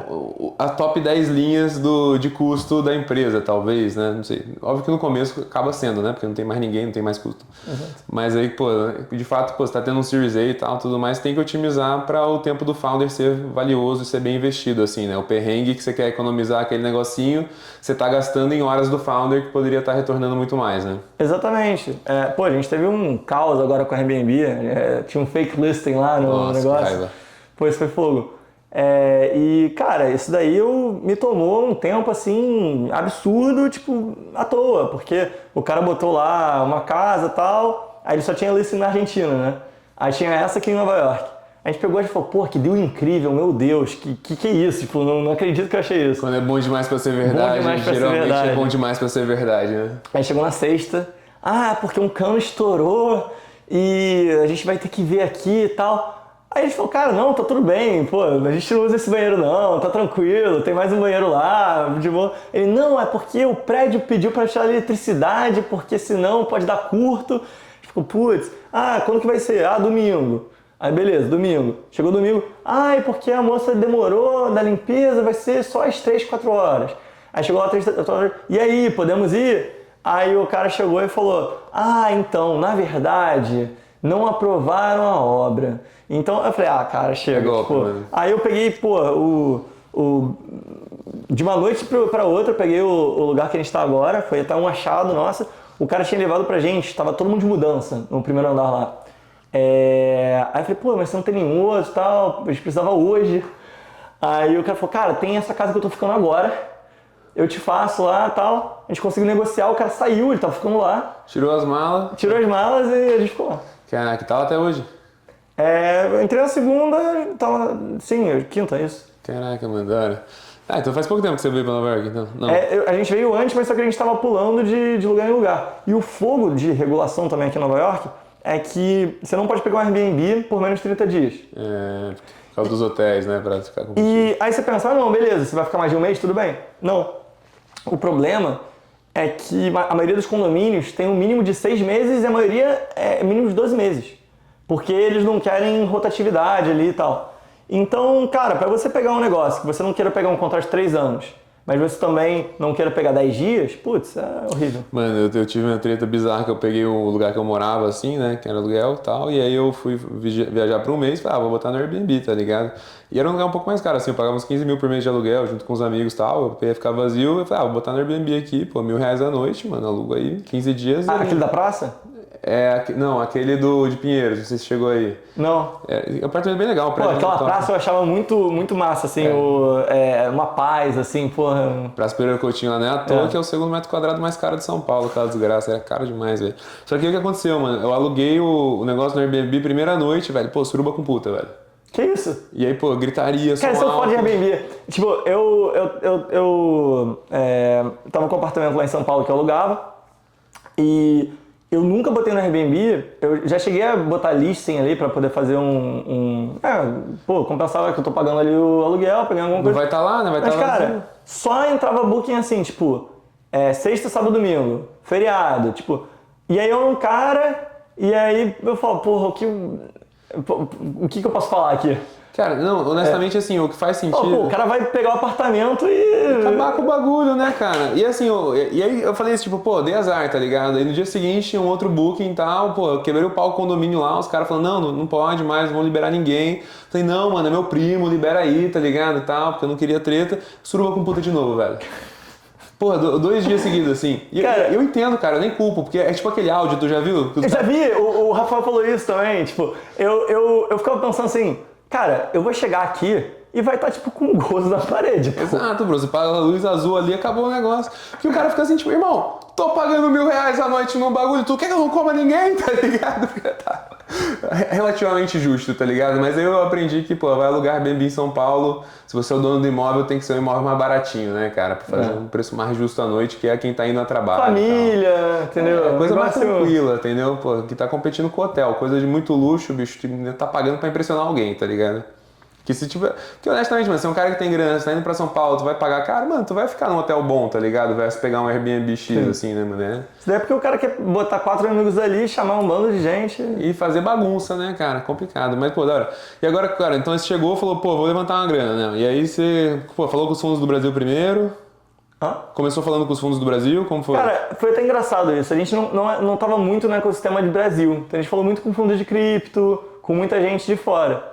Mais pro final da rodada que a gente chegou a falar com o Canary, Monax, Kazek, mas o ponto é que a gente não era conhecido assim no Brasil. Então, pô, a gente adora lá o Marcelo Lima, o Santiago da Kazek, o pessoal da Canary também, o Florian, encontrei com ele em muitos eventos, o pessoal da Valor lá também.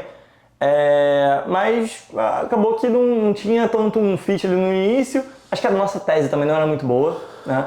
A gente tinha muito uma tese de, cara, câmbio para startup. A Kazek até tinha investido na remessa. Na época eles chamaram a gente do escritório deles.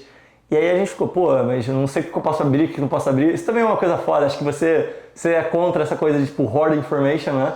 Mano, hoje em dia eu acho que eu não tô nem aí, mano. Honestamente, a informação vai estar lá, mesmo que você falar pra um, ele conta pro outro, vai acabar chegando, entendeu? Tem até uma história engraçada pra você, vou te contar daqui a pouco.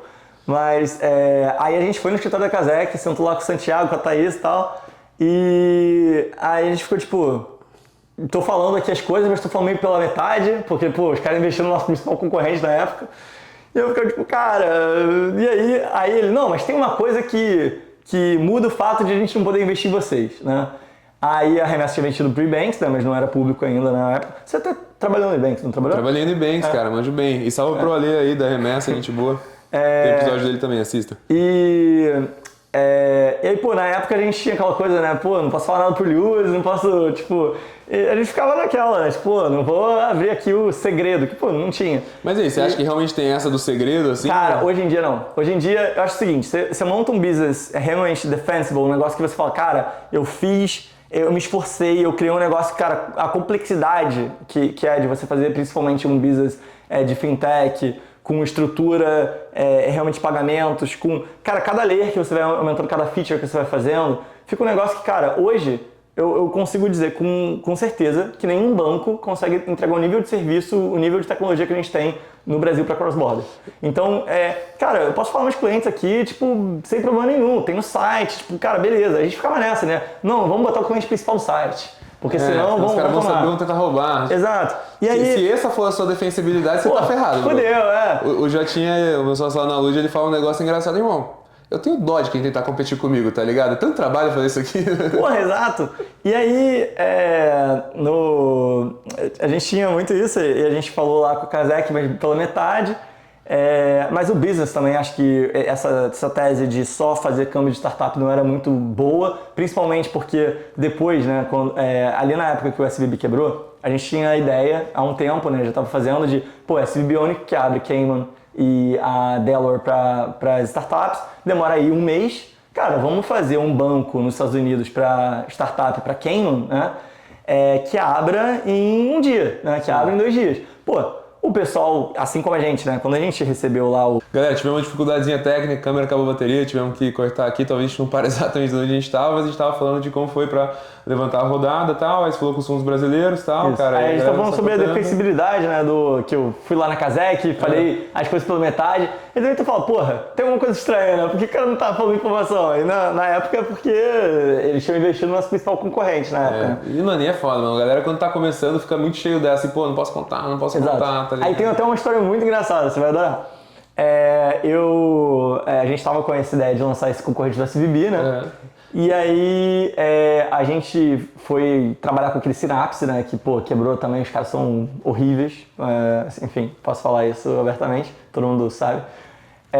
E a gente foi primeiro, a gente abriu com o Evolve, né? Que é um banco aqui americano, pra bancarizar, cara, empresa brasileira, Cayman e tal. E na época, cara, ninguém fazia Cayman. Então, Ramp não fazia Cayman, Brex não fazia Cayman. Acho que o Brex não faz, Mercury, né? O Ramp eu acho que não faz também. Exato. O Mercury acho que faz, talvez. O Mercury acho que parou agora, mas Parou? tipo, chegou a fazer um tempo. Aí você tinha, sei lá, Roll, cara, todos os bancos que bancarizavam americano não bancarizavam Cayman. Todo mundo tá cagando, né, na prática, Sim, tá ligado? cara, não, porque, porra, o business nos Estados Unidos é muito maior, tipo, não justifica, né? E, pô, o risco e os bancos também não querem fazer. Não, e o pior é que, tipo assim, a gente nem pode gastar com o cartão americano, nem com o cartão de Cayman, né? Que é holding, exato. Então, tipo, onde ele teria receita, ele não ia ter. E o ponto é que, tipo, quando pinga o dinheiro, você não deixa o dinheiro lá parado no SVB, você traz pro Brasil, né? Eu deixo, então, mano. Não deveria, não? Eu também deixei, mas a maioria não deixa. Porque eu confio mais que o dólar vai subir em relação ao real. Eu também, eu tô mais comprado no dólar aí ultimamente. E aí, na época, eu até encontrei com o Henrique, na época, acho que foi na casa do Alex, né? Lá no After, com o Chainsmokers, que tinha um show em Nova York. Save it to Alex, brother. Pô, Alex, you're the best. Inclusive, não sei se ele vai honrar o bet comigo, mas quando a gente virar um unicórnio, ele prometeu que vai tocar no meu casamento. Porra, aí é parceiro, hein? É casamento com né, garota ainda a definir. Mas... Tá aí, galera. O pai tá solteiro, tá ligado? Tem as charmosas aí que estão assistindo o GigaCast, pode mandar DM. Mas... E aí, abriram no fim ou não? Abriram? A conta de quem, mano? Então, aí a gente começou isso e tal, mas na época, quando eu encontrei com o Henrique ali, acho que foi o Henrique, o Vitor, né, a Laura tava com ele na época, acho que eles eram namorados, né? E a gente tava no after do Alex, tipo, tinha a prima do Alex, tipo, o Henrique, a Laura, o Vitor, tipo, eu e mais, sei lá, 4 pessoas. Mas eu fiquei muito assim, pô, não vou nem falar muito do business com o Henrique, porque vai que ele faz Cayman. E cara, é a maior estupidez do mundo. Porque, ele nunca pensou nisso, né? Não. Eu reclamo com ele todo dia, eu falo assim, bro, lança a porra do Cayman pra eu poder deixar no Brex, mano. Não quero deixar no SVB, com tá certeza. ligado? Não, eu falei depois com a Larissa também, que ela era CEO do Brex, eu não sei se ela ainda é CEO, mas ela CEO, ainda... exato, mas era pô, muito relevante. E eu lembro que eu falei com ela, e aí eu dei um bando de dica pra ela do Brex, cara, do onboarding e tal. Ela falou, cara, não, a gente abriu aqui toda uma thread pra melhorar o onboarding pra fintechs aqui, porque quando a gente foi cadastrar lá pra usar a conta, era um pouco mais difícil, porque eles pediam licença, pediam aquilo, pediam etc. E cara, a gente acho que até ajudou, né, no final, por ter levantado essa questão. Mas facilitar o produto para fintechs, tá? Para ficar melhor e tal, né? Sim, porque você sendo uma fintech, acaba que o próprio Mercury, tipo, você vai processar pagamento ali para terceiro, ele não quer, né? Ele quer uma startup que levantou dinheiro que vai usar como uma conta operacional dele. Vai gastar na Amazon, no Facebook e daí... Exato. E na época, cara, uma das maiores idiotices, eu fiquei assim, pô, não vou falar muito com ele, não vou interagir muito com o Henrique, porque, porra, vai que ele vai ver a Trace e depois ele vê que a gente tá fazendo tal. Cara, e hoje em dia eu falo assim, cara, porra, um dos nossos maiores clientes hoje no Brasil é dLocal. Cara, dLocal processa 80 e poucos por cento do volume deles, 90% com a gente. Eles não vão mudar, porque, cara, é muito melhor, entendeu? E eu acho que essa questão de você... de defensibilidade, né? De você falar assim, cara, não posso falar dos meus clientes, não posso falar do que eu faço, de quais bancos eu uso, etc. Cara, não é algo que realmente... se você está preocupado com isso, você está fazendo alguma coisa errada.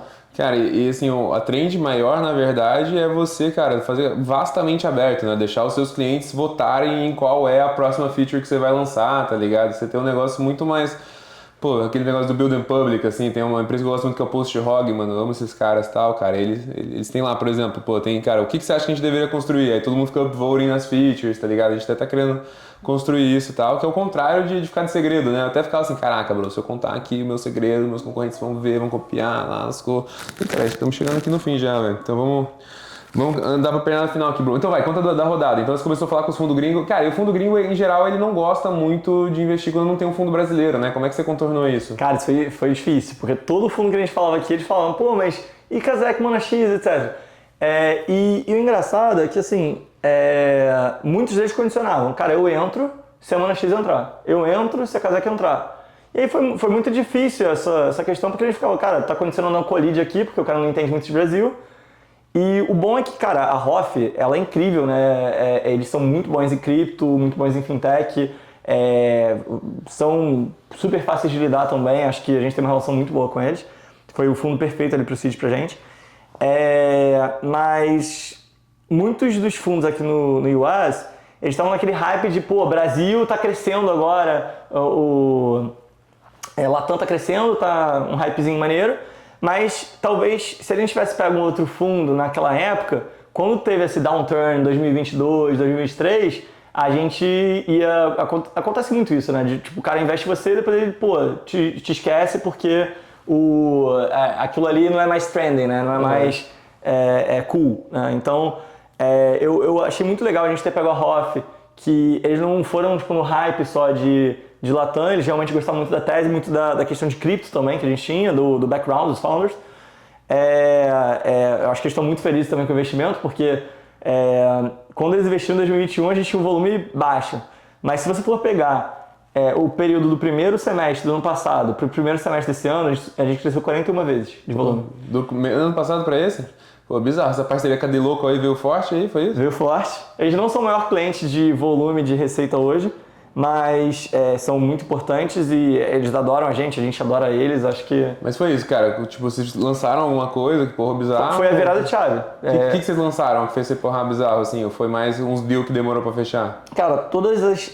eu acho que esse deal que a gente fez, pegando, em vez de focar em 15 bancos, focando em bancos específicos, que a gente criasse uma tecnologia, um framework desde o início, para realmente conseguir jogar volume e funcionar, né?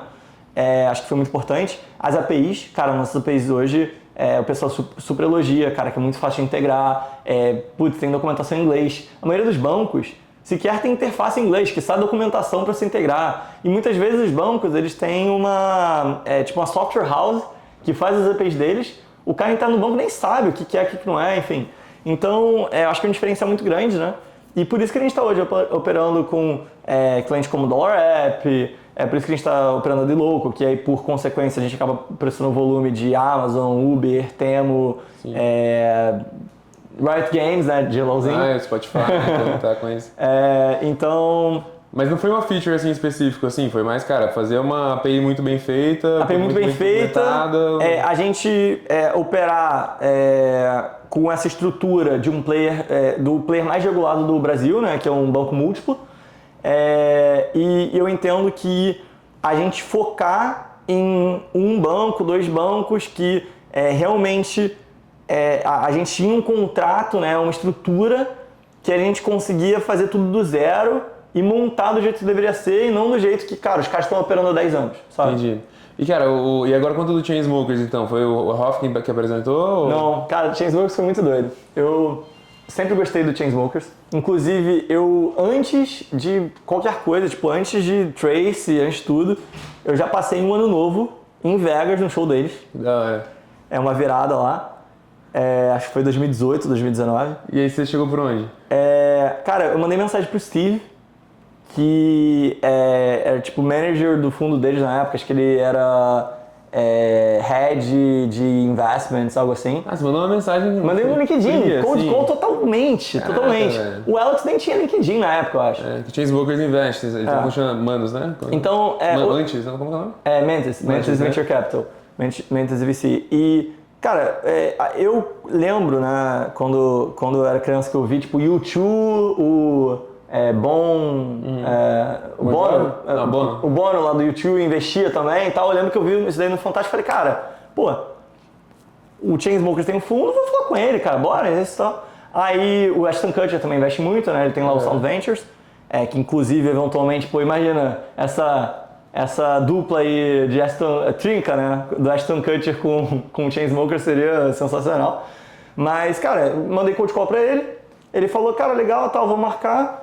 Aí na época a gente estava conversando muito com o pessoal da Jeeves, né, que eles tinham investido também, eles são investidores do Brex também, né, o Chainsmokers, investindo na Coinbase e vários outros.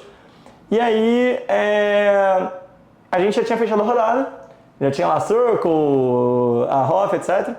E eu falei com eles, né, tipo, tinha um mês, mas só que o Steve voltou. Cara, falei com o pessoal da Jeeves, falaram que vocês são incríveis, que a gente não pode perder, e tipo, viram de algum VC, ou viram de alguém também. Cara, quero marcar uma chamada com vocês. A gente acabou de fechar a rodada, mas dá pra gente colocar alguma location aqui, alguma coisa. A gente queria colocar, acho que 150 originalmente, né? A gente acabou sendo tipo umas 3 vezes isso, mas eles queriam tipo 1 milhão, né? E aí a gente foi fazer uma chamada. Eu, achava que ia ser com o Steve, com o pessoal ali do time da Nantes e tal. Cara, tava o Alex e o Drew na chamada. Que da hora, mano. No Zoom. A gente ficou tipo 1h30, 2 horas, discutindo o business, discutindo o que ele via de sinergia com o Coinbase, com o Brex, com o MoonPay, com sei lá quem, que eles tinham investido, o que eles gostavam do business, por que eles estavam apaixonados, por que eles achavam que eles podiam agregar. Eu fiquei tipo, cara, eles estão tipo pitching, por que a gente deveria dar location pra eles. Bicho, rodada quente é isso, né? Os meus fãs, desculpa, os meus fãs, meus ídolos. Meus ídolos, né? E eu, tipo, cara, o que tá acontecendo? Meu Deus, que foda. Tem até uma foto lá do print que eles tiram no Zoom. Tem um esquema que a galera que eles investem, eles levam de jato pra Vegas pra pegar um show com eles, um after. Eu não fui de jato, mas... Não foi de jato? Mas eu fui backstage algumas vezes. Inclusive, teve uma época que o Alex até falou, pô, Bernardo, para de vir aqui um pouco e tal. Tá vindo demais, meu. Cara, eu ia direto pra São Francisco. Aí Vegas, São Francisco pertinho, né? De boa. Aí eu falou, não, e tinha outra coisa também que era muito massa. Quando eu ia pro show deles, eu encontrava, tipo, cara da Sequoia, cara da Andreessen. Então era business, pô. Eu ia lá pro backstage deles pra fazer networking, tá ligado? E aí então, tava demais até. Pô, era bom demais. Pô, que da hora. Enfim. Bernardo, temos que fechar o episódio, infelizmente, cara. E tem um outro episódio com o Bernardo, se quiserem ver mais da história, que veio a interpretação do Renner, né? Mas eu acho muito legal, trouxe aqui de novo. Então, pô, muito obrigado por ter vindo aí novamente. Com certeza. Obrigado por convite. Tamo junto.